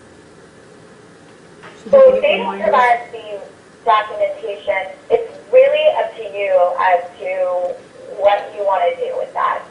It's going to stay in the holding pattern until somebody addresses it. So it's your call. If you want to approve that person and let it slide, or if you want to decline their coverage offering, until somebody actually approves, so I actually have to go in and accept or decline. No coverage is sent to the payroll system, and no coverage is sent to the carrier. that answer your no question? change Okay, in coverage. thank you, Holly. Yeah, we're good. We can keep moving. Okay. All right. If we go back to the employee's experience, a couple of other places where we can add in information. Of course, we have this background, which is currently Lake Havasu. Looks like a beautiful lake. I've never been there, but you have a picture of the school, or if you have different pictures that you'd like to use for different groups of individuals, then you can set the background. You can also put in your own logos. You can put in logos for different segments of the district if you want. We can add in videos. We also have this message board that you can update at any point in time throughout the year. So in this case, we have the don't forget to take advantage of the WOW. You can actually click and have a hyperlink out to the wellness program or to the vendor. If you're making any changes and you want to have messages mid-year, of course you can update this, in January if you want to start messaging your employees about changes that may go into effect in, let's say, July. As we talked about before, the messaging that we see here, the forms that are available, we've got those frequently asked questions in here for the work on wellness. We can put in enrollment guides, calendar of events. You really can use it as a sort of intranet if you want to in order to communicate with your employees. But the information that's in here is all coded, again, using that individual classification number, that benefit eligibility classification. So if you have different calendars, if you have different HR contacts, if you have different forms that you want to make available, or you just have different video messaging, or, different links, all of that is segmented to the individual. So that way you really are getting that customized feel for each person, and when they log into the system, you all can rest assured that they're seeing only what's pertinent to them. Same thing goes for this plan tab. And this plan tab is really, the purpose of this is to inform your employees to the utmost extent about their different benefits that they're eligible for. So if you have benefits or employees that are not yet eligible for the retirement program, they don't become eligible for a full year until 6 months, then you won't have information about that particular benefit in here. It could be the same for disability or flexible spending account. You may also want to have individual information about your wellness account. Within each one, you've got the ability to add in stand topics. So it could be, in this case, FSA guidelines or eligibility parameters. We've also got the ability to add in links or contact information here. So I saw on your website that you have several links to contacts for vision, dental, medical, so on and so forth. So we can put that same information in here. Then what we also do is we provide this little interactive storyboard to help employees better understand their benefit offerings. So what these are designed to do is provide almost a 90 seconds to knowledge. We pull in employee personal information. In this case, It's talking about a flexible spending account, and so we're going to talk about really what that benefit is to the employee of utilizing this mechanism that you all provided to them as a point of savings, right? People aren't thinking about what a flexible spending account actually does for them on the back end. So instead it's designed, in this example, a scenario where we start off with the employee's actual annualized salary. So this is specific to the individual. We're pulling it in from their personnel file. We'll show them, what goes into your savings. And so we've got taxes that are implicated by a flexible spending account. We've also got, different scenarios that may occur throughout the year. We see our interaction areas. We choose and have to go to the benefits and there's an expense. We get a little fuzzy and we have to go to the business center. All these just potentially unreimbursed medical expenses that your employees may not be thinking about. Then we show them, yes, okay, just on your year without using your flexible spending account, what type of take home you could be looking at. And then we take them through the same process, the same example, start out again with that same annualized salary. Now we take into consideration the benefits of flexible spending account. So it doesn't affect how much is actually coming out of our pocket on the front end, right? The expenses are the same. But what it does affect is our taxes. So our taxes are a little bit less, our take home is a little bit more, and then we show them, again, just as an example, what type of savings they could be looking at just by taking advantage of this one additional benefit they may have never thought of before. And Holly, real quick, and Holly went through that really quick, fast, right? So that's what we call 90 seconds to knowledge. It's one of our educational tools that are built within the system. They drew some information from the payroll, so it showed that the employee's actual payroll information based on FSA. So that's going to be within each plan. And we found with our school district clients, the teachers really love to self-educate, right? So they like to go into this plans tab in specific, look at their plan documents, leading up to open enrollment, during open enrollment, spend a lot of time reviewing the information, going through those plan storyboards, and really just doing a lot of self-education, helping them become more comfortable with their benefits. So this is key when it comes to, I mentioned the year-round access to their health care. They want to be able to access this, not just during open enrollment in May, but, say in September when they, haven't enrolled or they haven't used their health care since, enrollment in May. So this is what we see teachers spending a lot of time in. Now, who would be in charge of updating all this information? Would that be handled by you guys or by our district office? Updating the information, updating the benefits. Medical plan updates, the forms and the links and stuff. Is this, you guys would be uploading and? So this will be handled during implementation. Okay, so, and we can get in, at the end of the demo today, we'll go into what implementation looks like, but a lot of that will be handled during that process. So we'll be working with the benefits team, with the ECA team, and how we structure it, what goes into it, what plan documents go into it. So we're basically building it with you on the call, but it's going to be heavy loaded on the front end of implementation. So there's going to be a lot of data collection from our end. So that's probably where most of the hours is going to come from your team, getting us the information that we need, and then we take it, we run with it, we start to build out the system. And then in subsequent weeks, it's more of, we ask you some preferences, questions like this. What would you like us to show? How do you like the medical information, the plans tab to look? Any specific messaging that you want to put up on there. Those are going to be handled, those questions, during our implementation. So I do think it's important to mark. Real quick, Holly. Sorry, Holly. We had Holly. For that during, Holly. Hold on, Holly. Holly, we had a question. Sorry, one second, Holly. Hold on. Sorry, Mike. So you will always handle the site. You'll always handle the information that goes on to there. We'll never Hold on. have access. So that's not accurate. So what the implementation process is we help HR and the benefits team get up to speed and utilizing the site. So after implementation, that's when the admin access starts to really come in handy. And again, a part of that implementation is training on the system. How do you utilize the system? How do you go in and approve pending management, right? How do you access those documents? How do you email employees?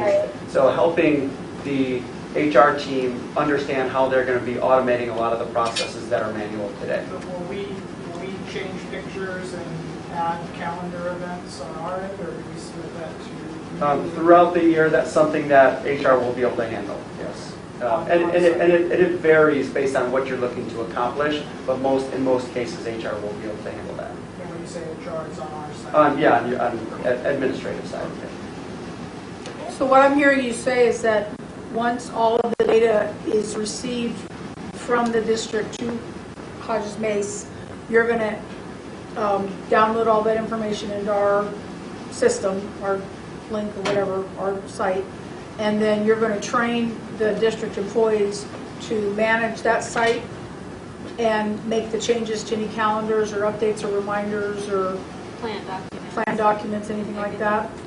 That's correct. And then we'll also partner with the ECA team, so they'll be involved with the various changes and benefits and during implementation. So they're already familiar with the system with our other accounts. So any quick questions that they'll be able to jump in as well. So what I guess it feels like we're going to give everything to Hodges Mason, and then you're going to give it back to us.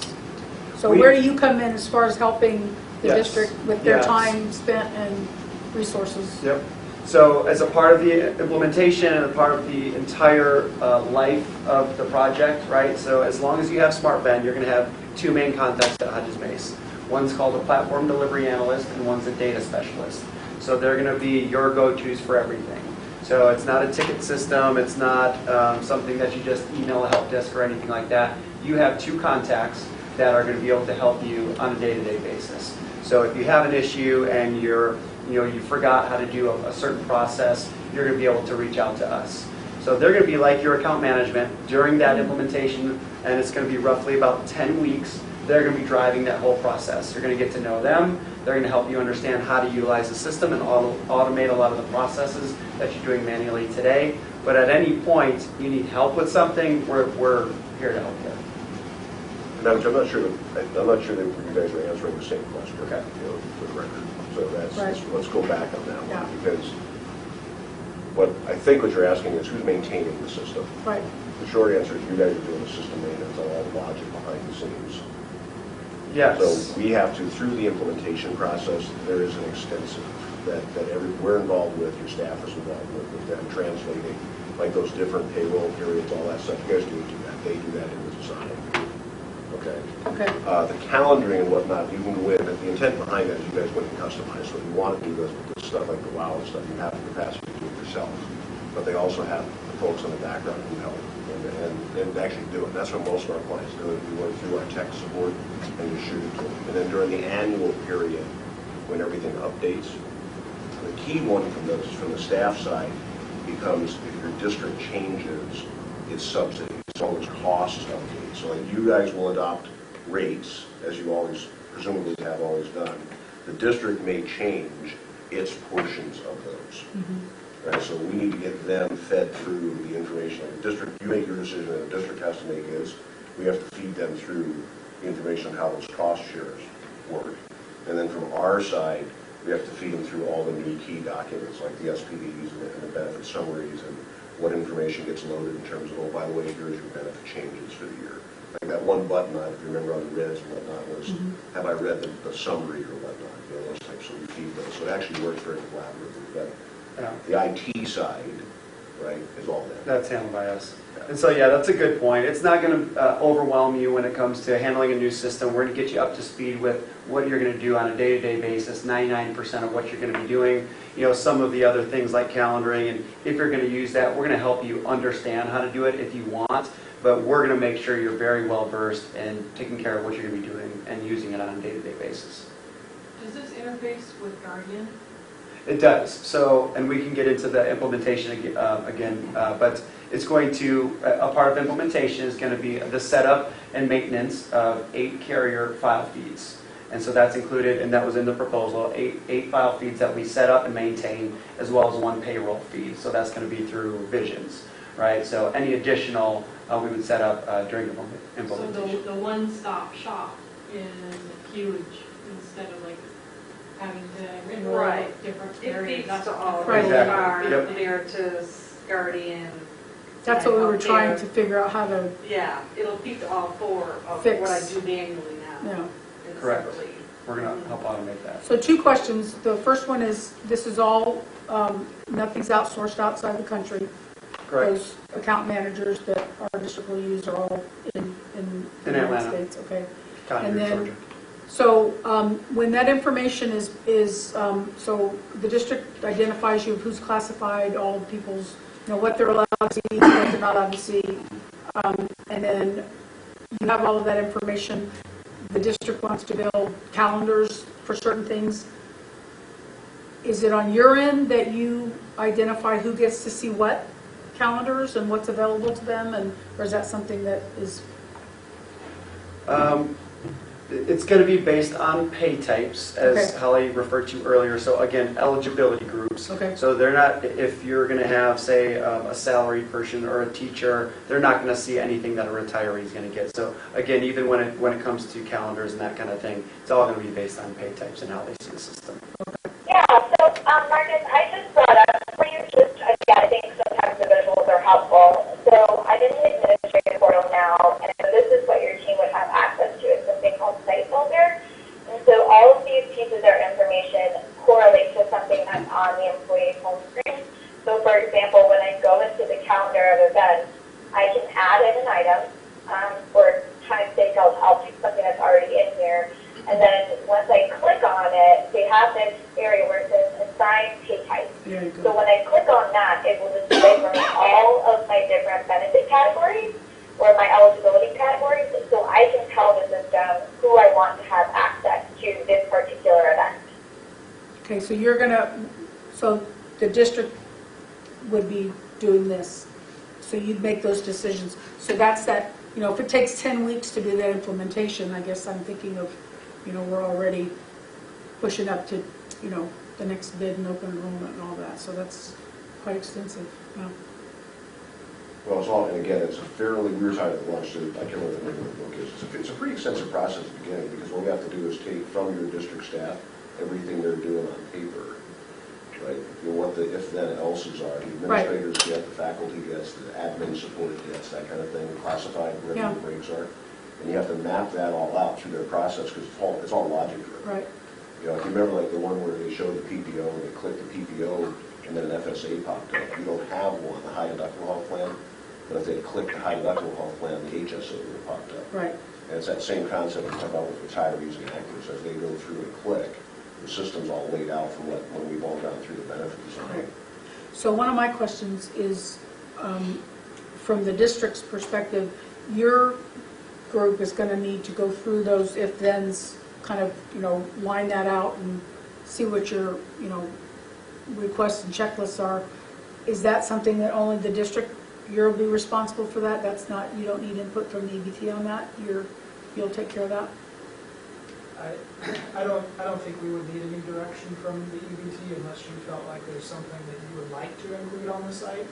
Then obviously we have email, we talk quite often, so whatever you feel that you would like to have on there, then we'll just communicate.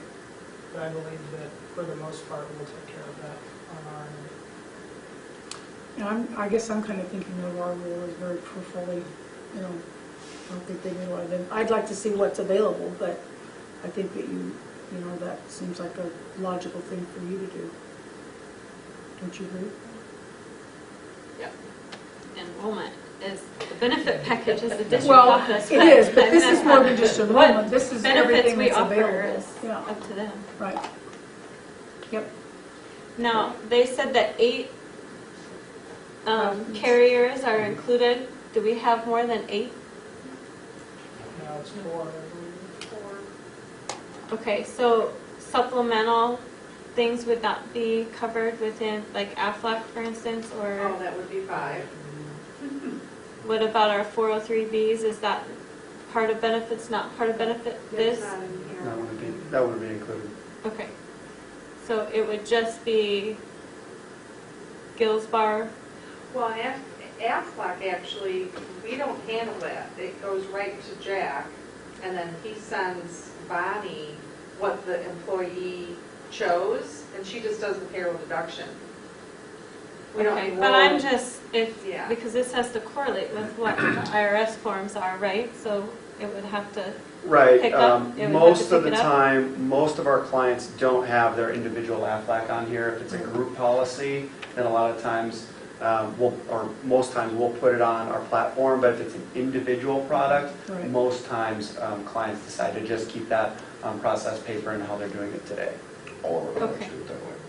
okay, so then this would just be for Gilsbar, United, Emeritus. Guardian, Unum. Wisconsin RX, and Unum? Emeritus. Emeritus? No, you know. Guardian. Well, these guys actually Guardian. have a relationship with Unum too. They put theirs in there, so it depends on what you're doing with the. We used to have Well, we- Unum. There's No, no Guardian. from You Unum mentioned to that. Guardian. Guardian. Got it. So, I see 6, is there any, I mean, I just want to make sure that, because what happens if there's more than 8? If we go above 8, it's $1,000 per carrier. Okay. What, 6? We don't have Wisconsin, no, it's Gilsbar, Emeritus, Guardian, and United Healthcare. He said Aflac they don't put on. Okay, and we don't need to put prescription in there? We've never, well, I don't know. No. We've never done, we've No, never Okay, because done that's that. I don't know what needs to be Yeah. in and, No. you know, like, Basically, it's things that someone would enroll in. They would choose a Yeah, benefit just for, a 4. Because the scripts would go through the medical. right.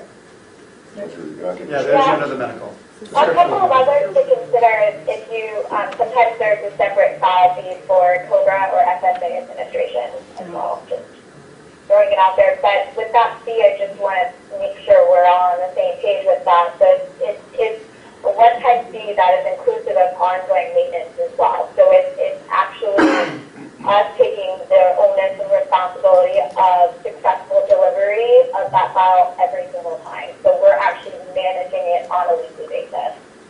so, Flex and Cobra would be covered under this? Typically, those also have file fees, yes.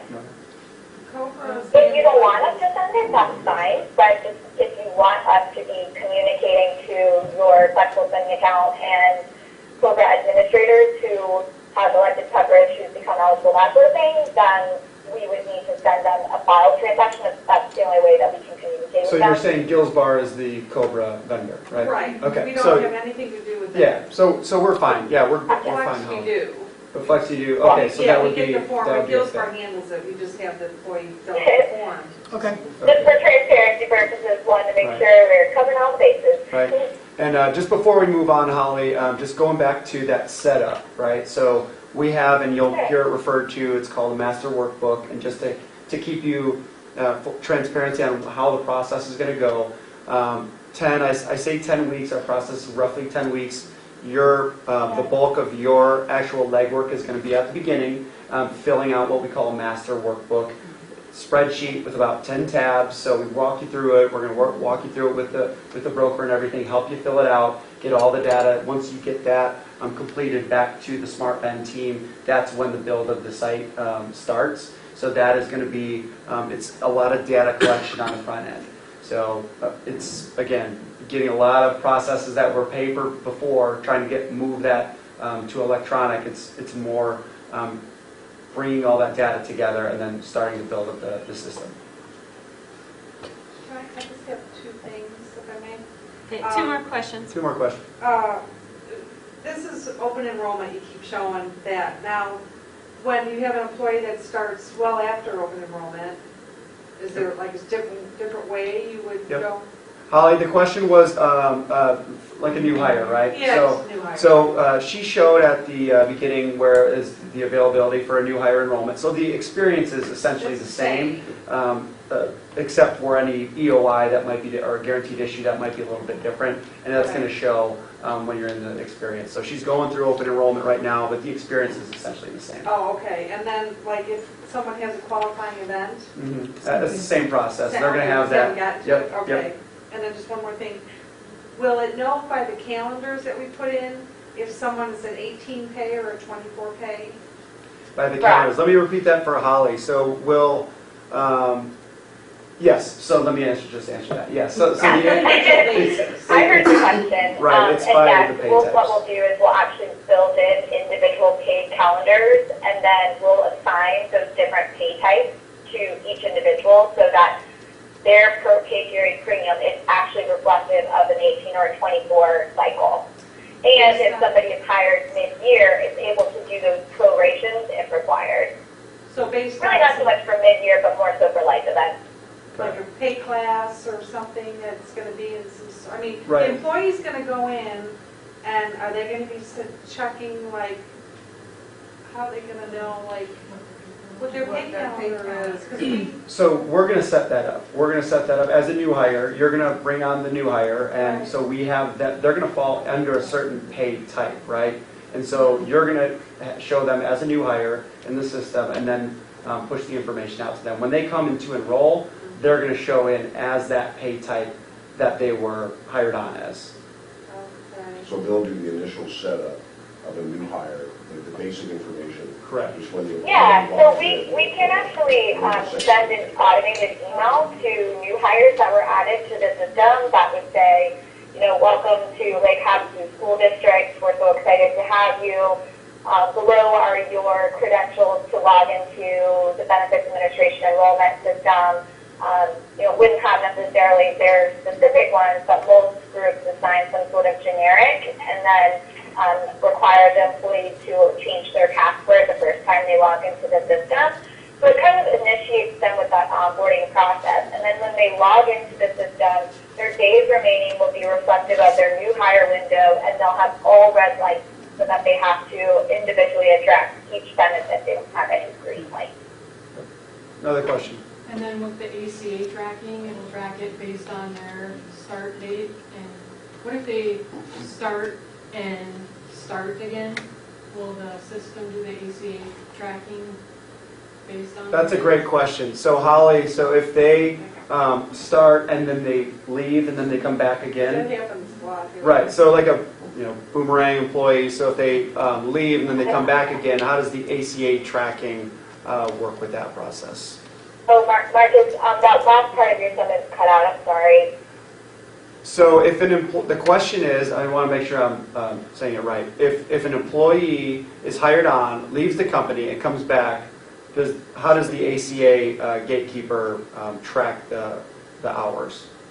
The ACA piece. Got it.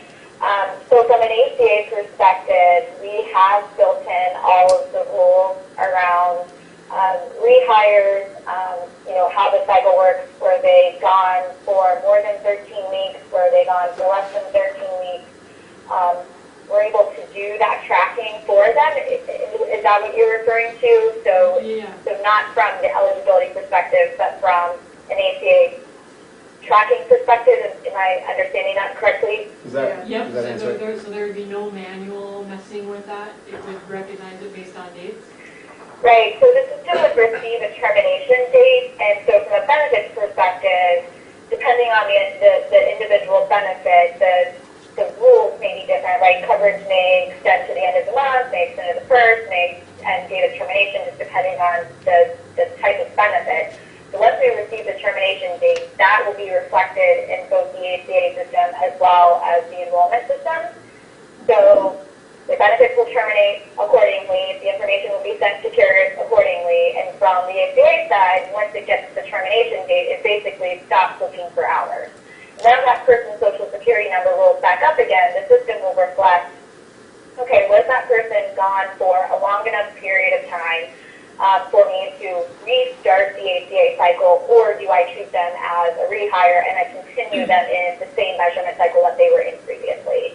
So we'll actually do an analysis of the lapse in time and figure out what rules from an ACA regulations perspective that needs to apply. That's beautiful. Very good. Very detailed, Holly. Thank you. Yeah, and also just from a school district's perspective, we also have the 26-week rule built in so that we don't have any of those lapses or terminations in eligibility for summer break. So we use that 26 weeks instead of 13. Right. Are you guys using a 12-month book back? 6 months. So it's been used. So you're doing 6, then what's your admin period? What other questions do you guys have? I know we kind of started going out of order. If you'd like, I can pick up where we left off, or if you all have any other Sorry, questions that you'd like hold to on, address Holly, right I got a now. little sidebar. They got a 6-month look back, We looked at or 12? 6. We ran a report to look back at 6, but really never found any. We really They never didn't have done any issues, anything really. with it. Okay. Didn't have anybody, so that, yeah. And we kind of, I guess, ignored the summer. We didn't count the summer as part of the 6 months. Okay, I think we're gonna have to relook at that. Yeah. But we didn't know if we were doing it right or wrong. We never got instruction on how to do it. We need more help with Right, it. Right. Yeah, we'll have to look Yeah. at that. It sounds like we're probably, We'll revisit. yeah, that's Chris is one. Okay. Are there any other questions before? I have one Yeah. more, if that's okay. So an employee has trouble enrolling. Who is helping the employee? Is that still, who do they call? Do they call the district office? Do they call SmartBen, or do they call our consultant? Like, who's? I'll handle that, Holly. So SmartBen Assist, which is the engagement piece that we talked about with our Employee Benefits Resource Center, employees can call us. And that's one of the 3 pieces, right? But that's Technology. an additional cost if we choose to add that. Correct. Well, it's in the proposal. So that's what our initial outline was. SmartBen Essentials, SmartBen Assist, and Gatekeeper. Yeah. So those 3 things, you have the technology, you have the resource for employees to call, and then you have the ACA compliance tool. So out of those 3 things, you're talking about the second one, which would be employees call us. We handle any questions from a benefits perspective, password resets. We can make basic benefits transactions. If they just need us to make their elections, we can do that. Otherwise, it goes to HR and the administrator. So if they have any benefits questions, kind of like how it is today, right? So the only difference would be they would call you for password resets and things of that nature. So you would go in the system and actually go reset their password and that kind of thing. Yeah. Did I answer the question? Yes. So I think at this point we've shown most of the employee experience. I'd like to show a little bit more of the employer experience, unless there's any other questions before she moves into it. Okay? Holly, you want to just go over a little bit more of some of the pending management, employee management? Of course. So on the administrative side, the first thing that I'll point out is something that Marcus really went in depth about, and part of the reason why he did that is because it's a real passion of ours, is relationship building and ensuring success of the project and our client in implementing their benefit strategy. So when we assign you your team, you'll have their contact information on the lower left-hand corner of your screen at all times. So you're able to actually email your project delivery analyst, or platform delivery analyst rather, right from the site. You're also able to see their phone number, their typical hours, maybe a little note about them. You'll also see here if somebody is planning on being out of the office. You'll also see that information here because, again, we assume and we expect that the relationship that you build during implementation is something that you will maintain on a regular basis. It's, our clients call their PDA and their client team. Most of them are in contact fairly regularly. So with those little questions or perhaps additional training needs, we don't have any additional charges. If you guys need extra training throughout the year, that's our expectation to continually partner with you throughout the year. We also take the responsibility of preparing your site for re-enrollment. So if you do make any changes to carriers, or you make any changes to rates, et cetera, or even just the messaging, that really is something that we will do for you. And then throughout the year, as Erin and Marcus said, we really partner with you in ensuring that your site's content is as up to date as it can be. From the homepage, you'll have a bunch of different, what I like to call my daily to-do list, but it's really one-click options where it's things that you're probably going to want to keep your thumb on. So it's information about, for example, your new hires that haven't completed enrollment yet. This one actually shows you new hires that have less than 7 days before their enrollment window closes and they haven't completed enrollment. So we'll show you who those individuals are. We'll also show you any dependents who will be over age in the next 45 days, as well as individuals who have requested some sort of approval for a life event. So something's happened, either it's qualified life event, it could be an addition of a spouse, a child, that sort of thing. All of that information will fall into this pending life event, or you can go in and review the request and decline or approve at that point. Some of the other information, so things like locked out employees, Mark has talked about how that can be something that you all manage. It also can be something that we manage. Employees are welcome to call into the call center. They'll be addressed as if they were calling you all directly. We really work into your extension on that, so help them reset their password, that sort of thing. So all that information is accessible at your phone. It's late here on a Monday for me. Your fingertips. Fingertips, good grief. That was hard for me to get outside.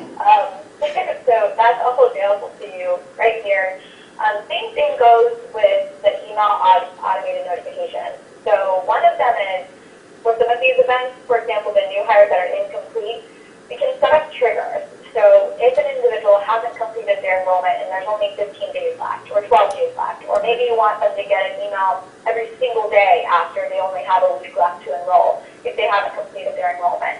The system can set up those automations for you so you don't have to maintain the responsibility of that on your own. We have a whole area of email notifications. So if I go into my enrollment section, I've got the full list of email notifications that the system can send on my behalf. So it could be things like their confirmation statement. It can be, you've got a dependent who's going to be turning 26 in the next 45 days. We want to remind you that you need to go in and update their coverage. It could be, you see over here, things like they've changed their benefit eligibility class. So we want to send them a note that says, hey, your eligibility has changed, or perhaps they're a new hire, or they've become ACA eligible. So there's a whole list here of different emails that can be sent from the system, either pushed by you or through an automated basis, as long as we have those employee emails in the system.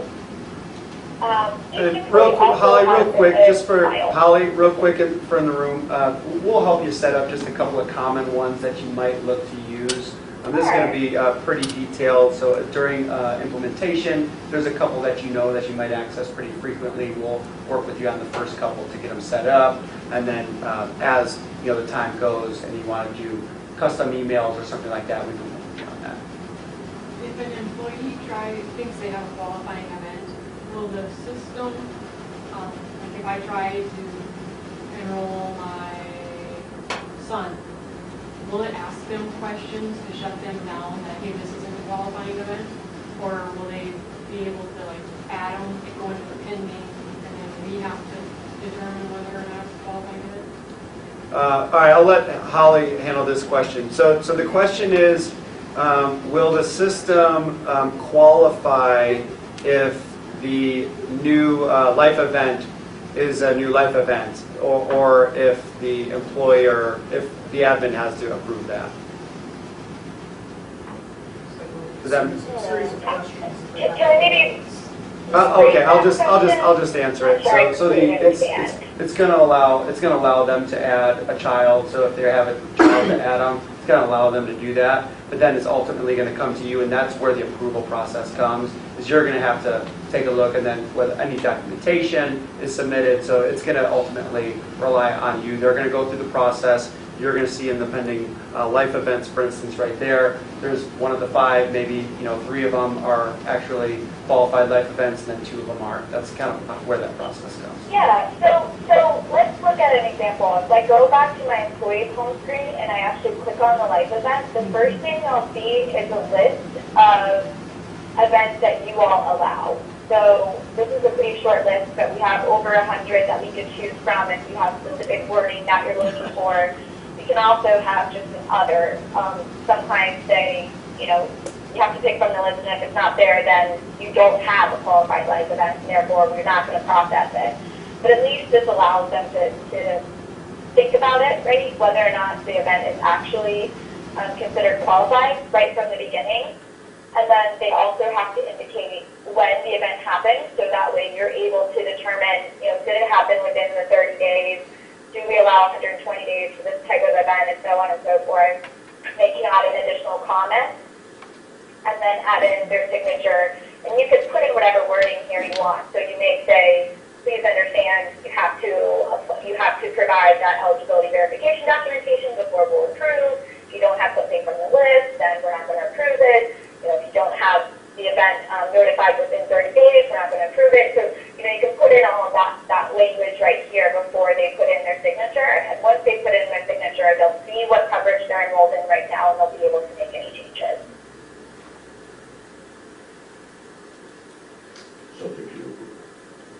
Does that help? Yeah. I think so. One more question, Holly. Actually, Maybe three follow-up questions. sorry. Okay. Just real quick back to those 1095s, if they decide to use that, which is awesome for us if they will. Because the issue we had with our current people, the dependent birthday and social wasn't coming in on the 1095s. Did you hear that, So, Holly? Yes, so we can set those up to be required fields so that an employee can't actually add a dependent without having one of those pieces of information. For a 1095C, they really want both, but you can get away with having one or the other. right, that's what we So, did, we got away with one. We can have it set up so that you have to add in a valid social, so it can't just be all zeros. And then we can also require that they add in that date of birth. And I take Yeah, it dependent. that those coatings that go in those boxes on that 1095, you set that up in the system? We do. So we'll review based on the information we have in our system, as well as additional safe harbor information we get from you, what codes need to go in those lines 14 and 16. Okay. And then if you decide to move to a self-funded plan, then you're responsible for that Section 3 information as well, about the dependents that were on coverage. It sounds like maybe you're doing that today anyway, which, if you are, that's great. Then it's just a continuation of what you've been doing previously. But that is something that we would actually determine for you, but you get the opportunity to review each form to ensure correctness of the coding if you'd like. Yeah, it was kind of a gray area before. And then you showed that dependent max age on the employees, how you get a report. Will you, does the retiree section show that? Because when they turn 65 and they're early retiree, they're off of our plan. Yeah, so there's not an email notification for that, but we do have different triggers in the system. So when we build out the benefit, we actually put in an employee's maximum age. So the system recognizes basically one coverage should be terminating for someone that could be a retiree. Okay. And real quick, we have employees that waive the coverage because maybe they're on their spouses. So when you go in, if they go, because they still get the basic life insurance here, so they become a life-only person. So would they go in and enroll but waive or decline the medical and the dental and the vision, but then they do get the life automatically? Correct. Here. Yeah. Okay. And so, again, since Holly went through the red light, green light approach, you might want to make, in those, if you have employees in that instance, you might want to make that basic life red, just to make sure they go through the system and have them elect that basic life. Because if they don't go in the system, they're not Beneficiary going piece is the biggest one with that. What we found is, most employers don't maintain that information anywhere, and neither do the carriers. It's kind of a really weird gray area. So what we find is most groups will turn that red upon initial enrollment in the system, just so that we can recapture that beneficiary information. We can also set it so that everything is automatically set to waive, and then they have to actively elect coverage. That's another thing. If you have more employees than not that end up waiving, the core coverage, but then you want to make sure they get that basic life. Yeah. We can set everything to red or to waive rather, and then they have to actively elect a tier. So there's different ways of handling that, based on your population and how you understand their needs. Okay. Good. Yeah, thank you. All right. Thanks, Holly. You're welcome. Keep going.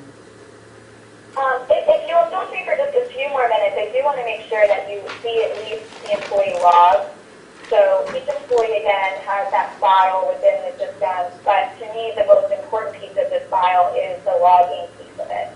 So each employee has this section where we capture every change in a benefit election, every touch even to a benefit. So for example, this benefit election log will indicate when somebody touched a benefit, who it is that touched the benefit. So was it the employee, was it somebody at the call center, was it somebody on your HR team? It could be really anybody, right? We'll say who the change was made by. We'll indicate what the date was, even down to the second, what the enrollment type was, as well as what the benefit was and what changed. So that way, it's really your insurance policy on what's happening in the system at any given time. So if I'm in there, let's say at open enrollment, and if you all allow your employees to make changes until their enrollment window closes, then what we find is sometimes people will change, or they'll make an initial election, and then they'll go in and change it 3 days later and forget that they made the change. And then ultimately, when they go to use the coverage, it's not what they think it is, right? So this ensures that you're able to show, okay, well, I can see, let's say I type in dental, that's all I want to look at. You'll bring up all of the transactions that are dental related, and it will indicate, again, who it is that made that change. So you can show the employee, this is what you did, this was the time, and then if you want to have a conversation about updating their coverage, that's fine, but at least you can show what happened. We also keep an archive of every confirmation statement that was ever done.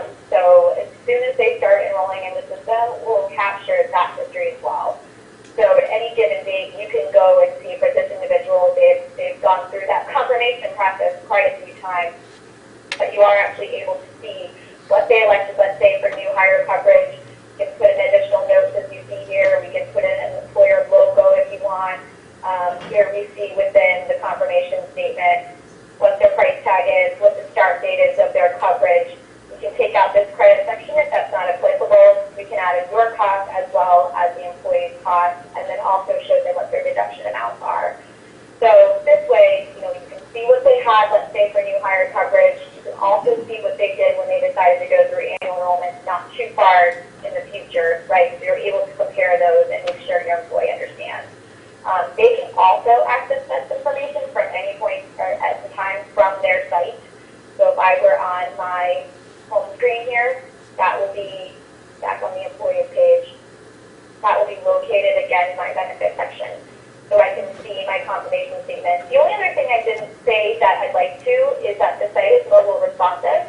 So if they want to enroll on a tablet or a smart device, they're able to, and the site will conform to the size of the screen that they're viewing. So you see where the items across the top now become a drop down. All of my additional messaging and resources have come to the bottom of the screen. So just wanted to clarify that. More often than not, we're seeing people want to enroll in some sort of device, not on a regular desktop.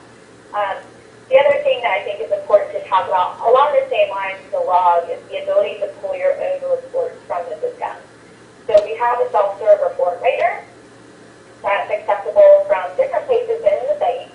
And from that report writer, what we've done is we've created a list of over 70 templates for you. So for the sake of time, I'll go with one that we've already created. But you've got the ability to create a whole bunch of different reports. We've got them all segmented by different classifications. I go to my reports home, I'll see everything that I created within the last 7 days. Once I click on it, it will show me all of the relevant data points to the type of report that I'm trying to create. So in this case, I have over 105 different data elements. So in my opinion, that's pretty robust. All of our reports end up generating through Excel. So probably not going to want to look at 105 different data columns. So what I've done in this case is hidden all of my columns where I have them hide all, and then only selected the columns that are relevant to me. So I'll add in, let's say, the username, and then I'll be able to see at the bottom of my screen a sample of the report that I'm creating. And from here, I can rearrange my columns, can do the same thing from the top. I can also rename them. So if I don't call it username, but we call it, let's say, employee ID, I'll see how that's reflected at the bottom of my screen as well. So so that will have changed right here. The other thing that's really nice about the reporting system is it will retain an archive of all of the reports. So if I go along the top here, you'll see that I can add in additional filters. The filters will change based on the report that you're selecting. I can add in a schedule, so I can tell the system when I want this report to generate if it's something I want on an ongoing basis. And then my archive will display for me every single time that I've created this report in the last 12 months. I can re-download those at any Sorry, point. question real quick, Holly. Can you save these like to Excel? So I see there's an export. Yep. Can you go ahead and export it? Export one of them? Oh, sure. Yes. Yeah, Right now I have an annual spreadsheet that's like this big, and then I have to manually add and subtract, and then when people want to make counts, I have to. So in a year's time, you won't have anything else on paper. That's the goal.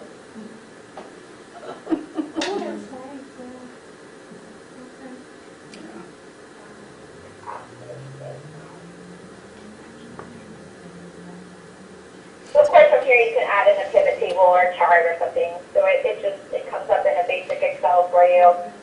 One thing I will tell you, and based on what I just did, is you may have noticed I don't have that employee ID on here because I forgot to save my column.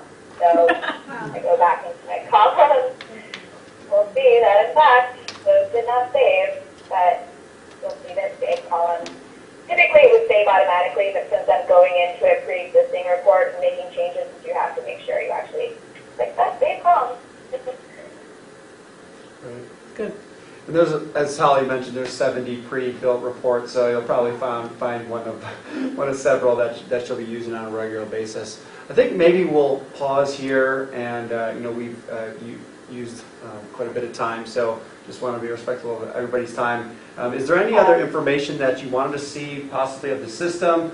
I can go into an outline of the timeline a little bit. Really just, we've seen a bulk of what the system can do, talked about our engagement outline, and I think we accomplished most of what we wanted. Is there anything else from a execution standpoint that you'd like to hear from me, or anything else about the system that you'd like to hear from Holly?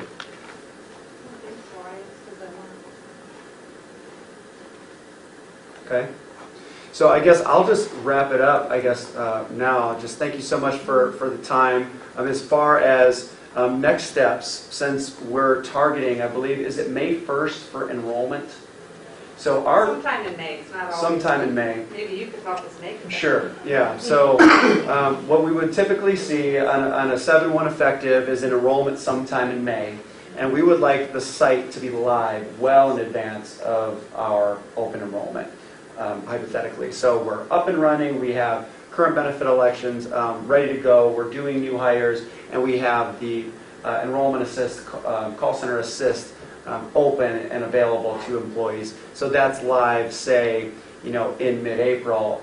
Looking 10 to 12 weeks, I would recommend 12 weeks that we start on a 12-week implementation process because of the Visions platform. We just don't know what we're going to be dealing with and building. So if you have an IT department that is maybe a little bit, that can be hands-on, otherwise it's just going to be a little bit of a process to get all the data into that master workbook. And that's what issue we have is we're not going to start actually using Visions until July 1st. Okay. We're going to be testing it from January to Okay, so where would the data be coming from today?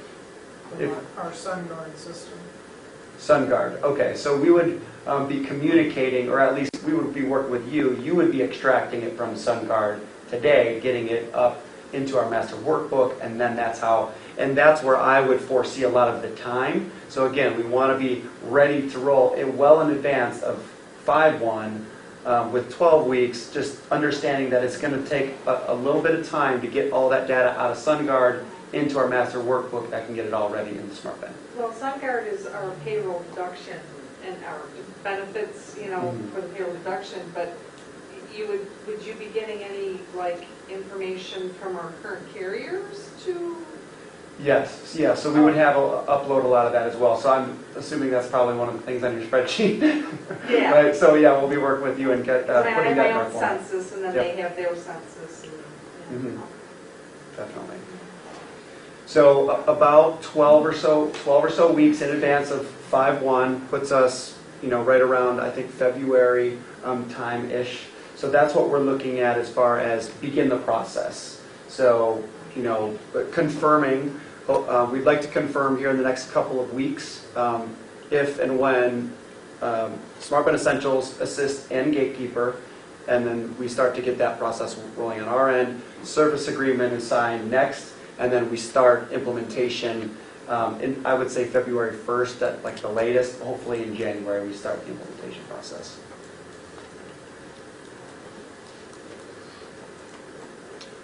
Great.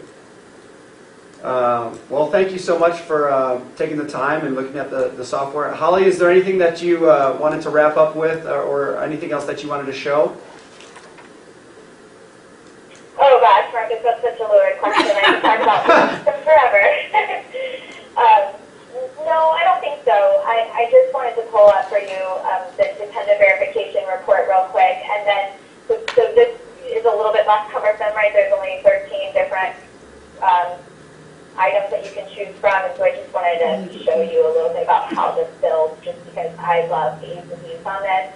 I don't know if you wanted to see within an employee file, but we could also look at some of the flags that are in place for employees that have a spouse that's also employed by the district.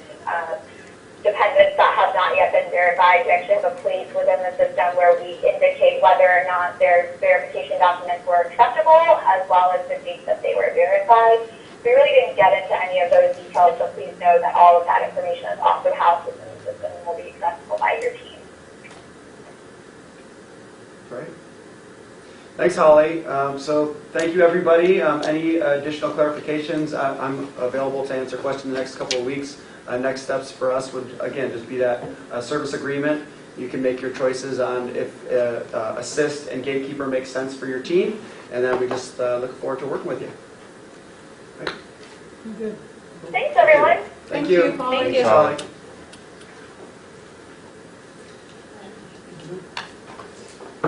Anything you want to add in, or?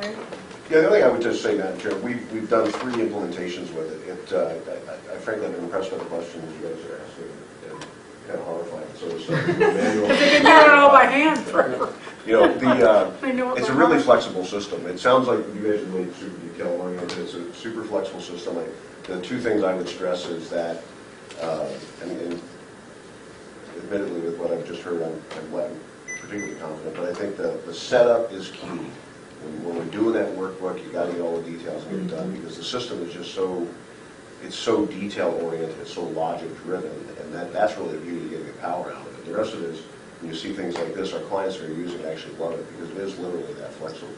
They do it, they tee up the reports they want for different purposes, whether here it's between buildings or whatever it is, they tee them up, they key it, so that it just spits out, at the frequency you want. So it's really got that flexibility. I would tell you too that, so one, to spend time on the setup, get it right at the beginning, because, get the carrier feeds and all that stuff, because there's always going to be some kind of a glitch, especially now if you're going to transition to Visions in July. So we'll get it set up on your current system. We'll have to figure out how that transition is going to occur. So we want to get it right for your open enrollment. And then I would tell you this, the white glove, the 800 number is worth its weight in gold. The one client I had that had a tough transition was much smaller clients. There was a bunch of them, 17. They waived that. They didn't do it. And it was the only client that chose not to do it, and it was a disaster.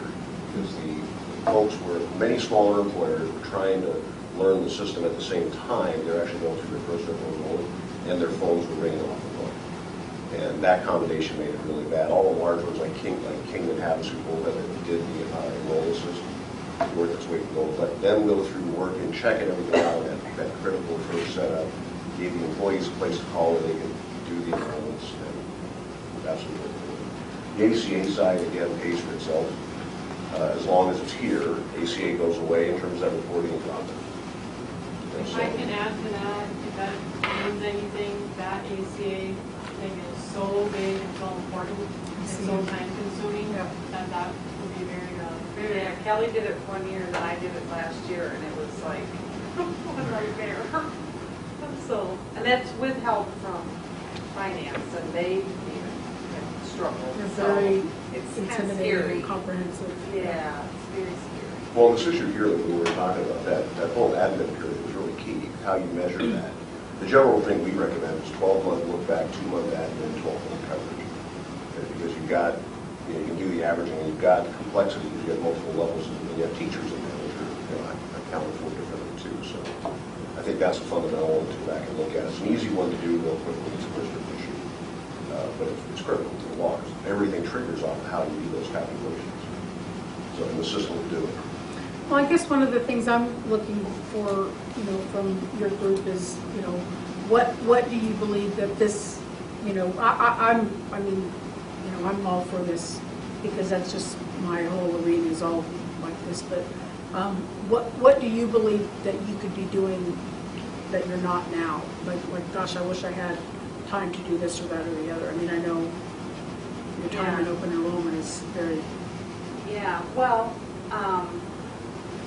Bonnie and I have been talking about kind of restructuring, because she lost the substitutes now to the third party, and we were going to kind of restructure some of the payroll piece of it. We could spend more time, because between the two of us trying to do the payrolls and, the benefits, and then there's other kind of reporting that has to go on.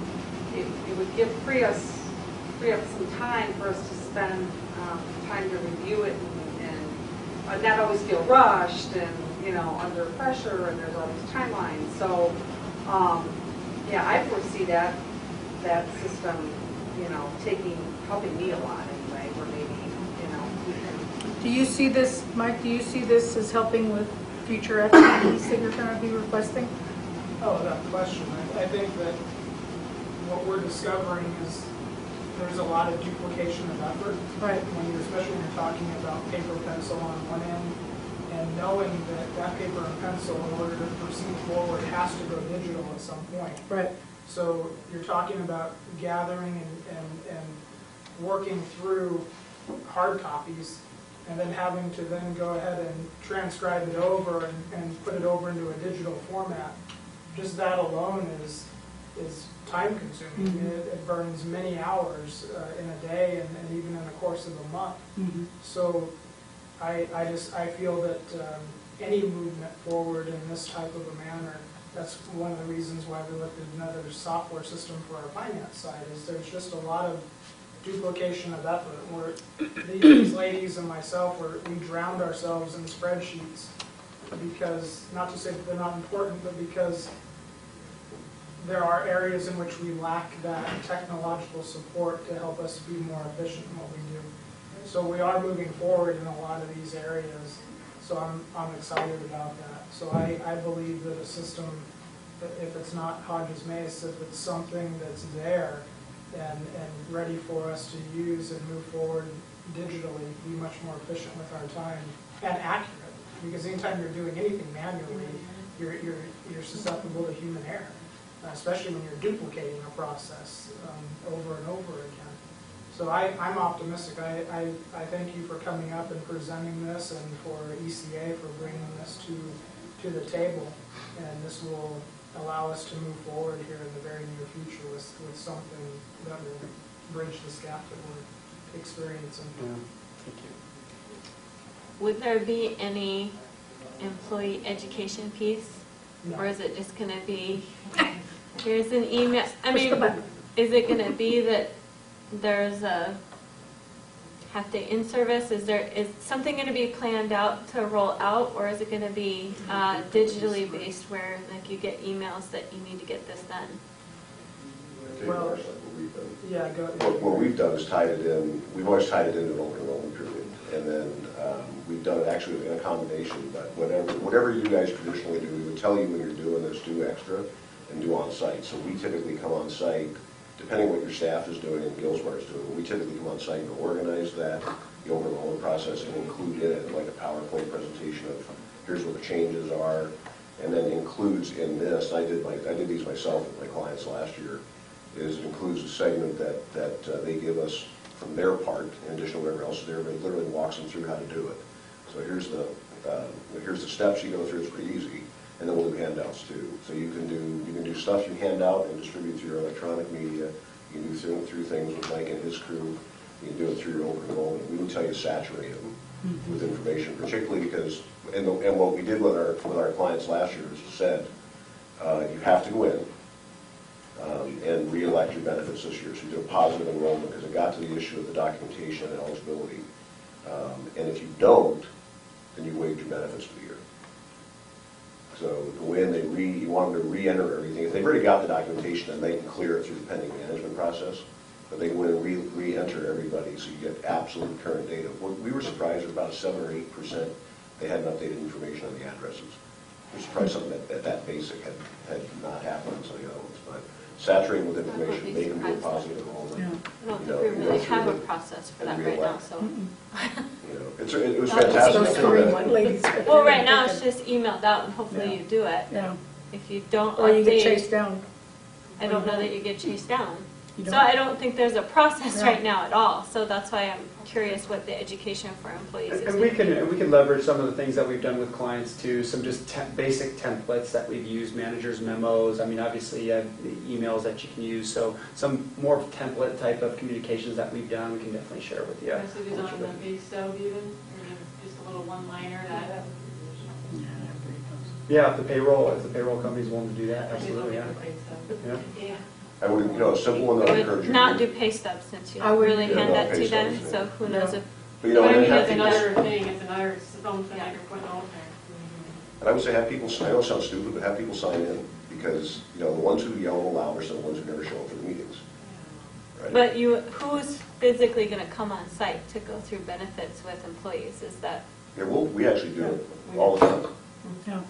We come on site and you schedule the meetings. And we can bring the vendors with us. And Can you set up, I know with a couple, or I guess I'm thinking sort of, this room may not hold everybody, or, there might be a process of doing it, throughout the day, but would you be able to, like with the go-to meeting, have it, have people sitting in maybe another school or something and listen in to the meeting? And may not be able to answer, answer questions so much, but just be participating in it that way?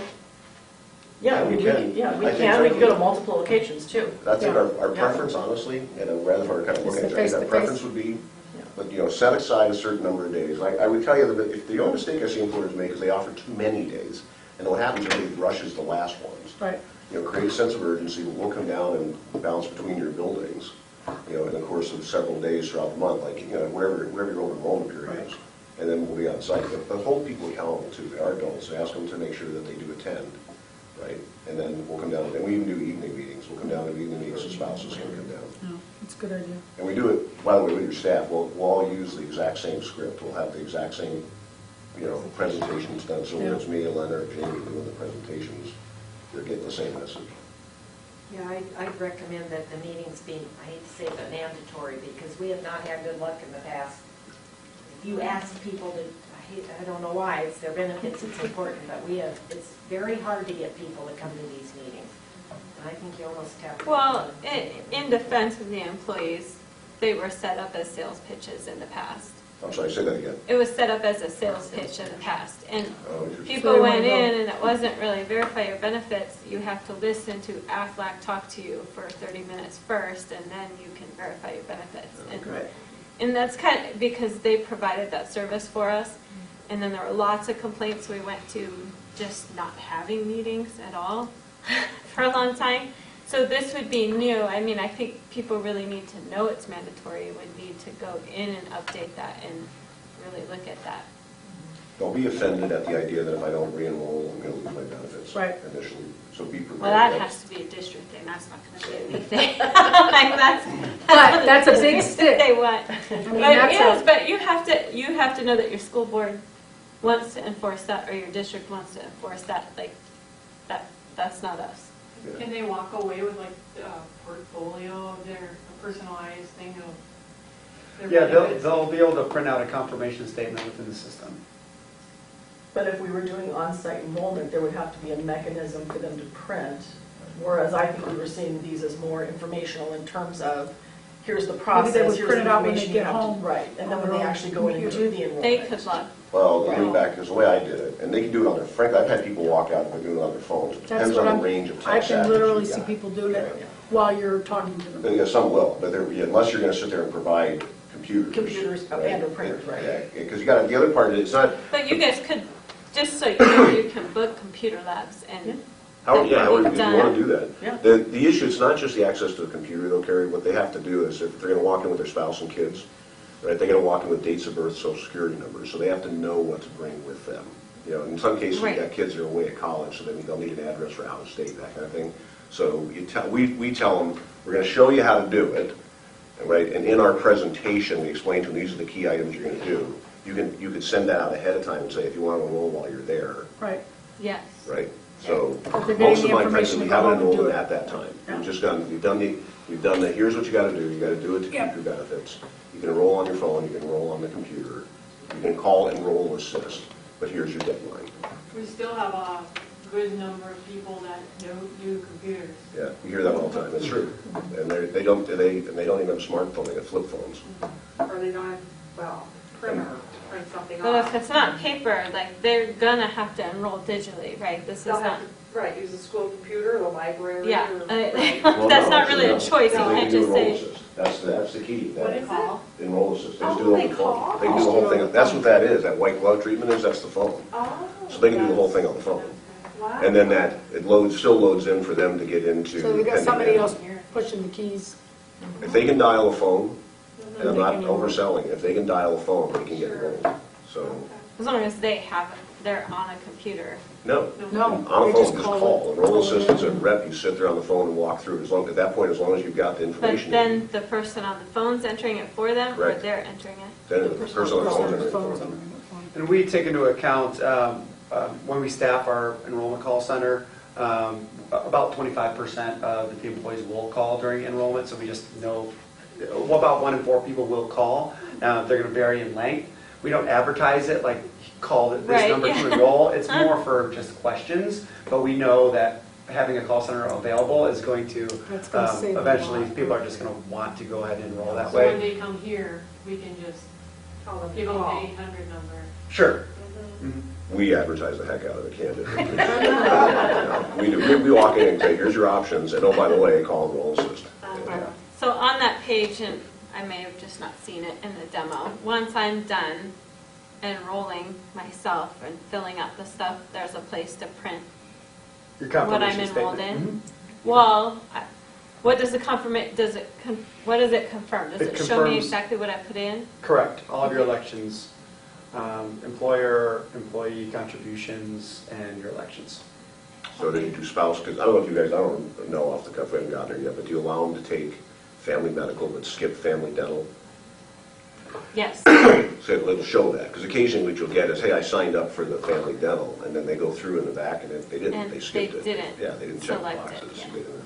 It's really, that part is really sweet, because it Yeah. downloads it's all them doing the work, and then these And guys then can on the verify. admin side, you can see the keystrokes and whether they really did it or didn't.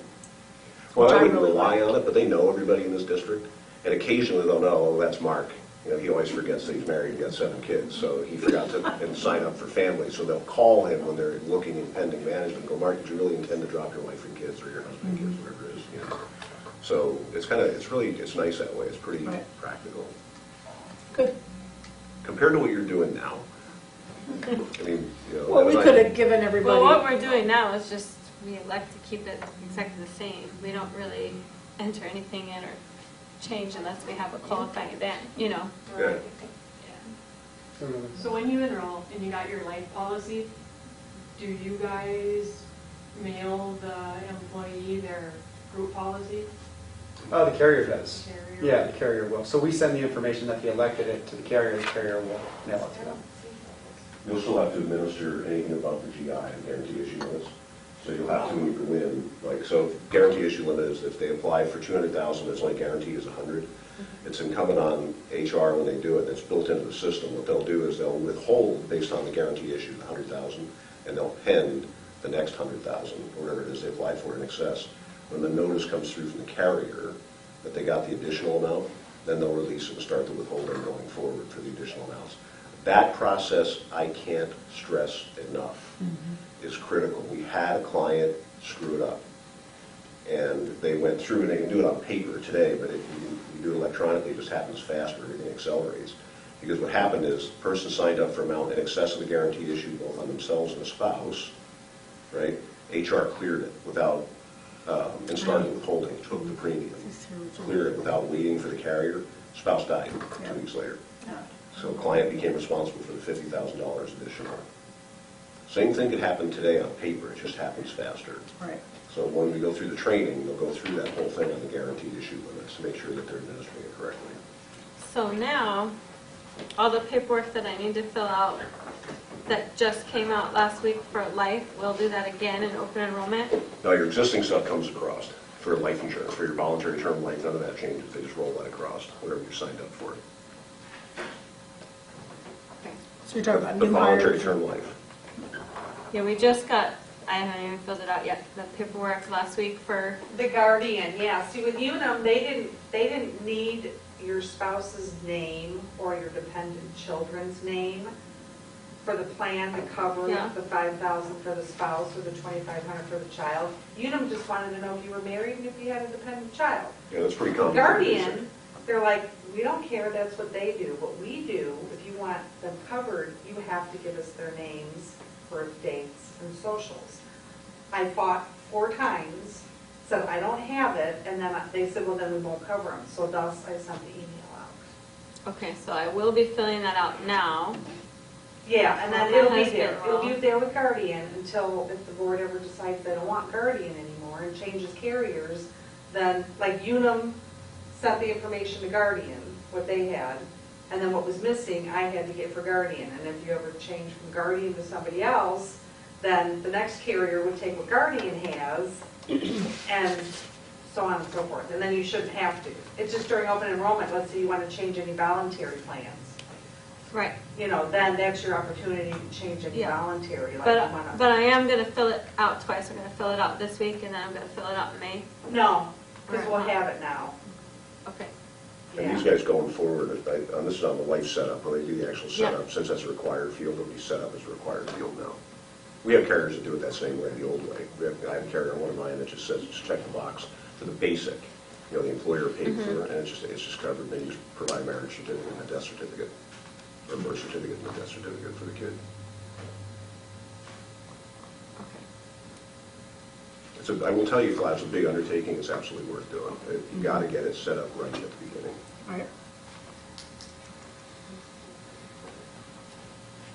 Good. Any further questions or announcements or anything, any additional information you guys have for us? No, just a very status update, Madam Chair. We're in the process. We've been drinking from a fire hose. Mary's been phenomenal on getting us information. I mean, absolutely amazing. Marcia gave us a big stack of stuff. I've been likening it to an autopsy. We have it just spread and we're chunking parts of it out. We got a bunch of the financial information from Gilsbar for the last 2.5 plan years. What we are doing now is, and met with Elena here earlier, is we're literally we're reconstructing your rates and claims and expenses, going back for the prior 2 plan years and the current ones. And what we're going to do with that is we're then going to take the district has sent us the premiums. We're going to take the premiums, whatever's being charged, the COBRA rates, and the expenses, and start building back the financial records to see how that ties together with what's actually being deposited on the revenue side. And that's our first clue. Frankly, what we're not seeing right now, we talked to Gilsbar, as a matter of fact, again this morning I talked to Gilsbar, we're not seeing a connection between how the premiums were ultimately compiled and the claims experience. What Gilsbar said specifically is that they did not provide actuarial services in support of the rates.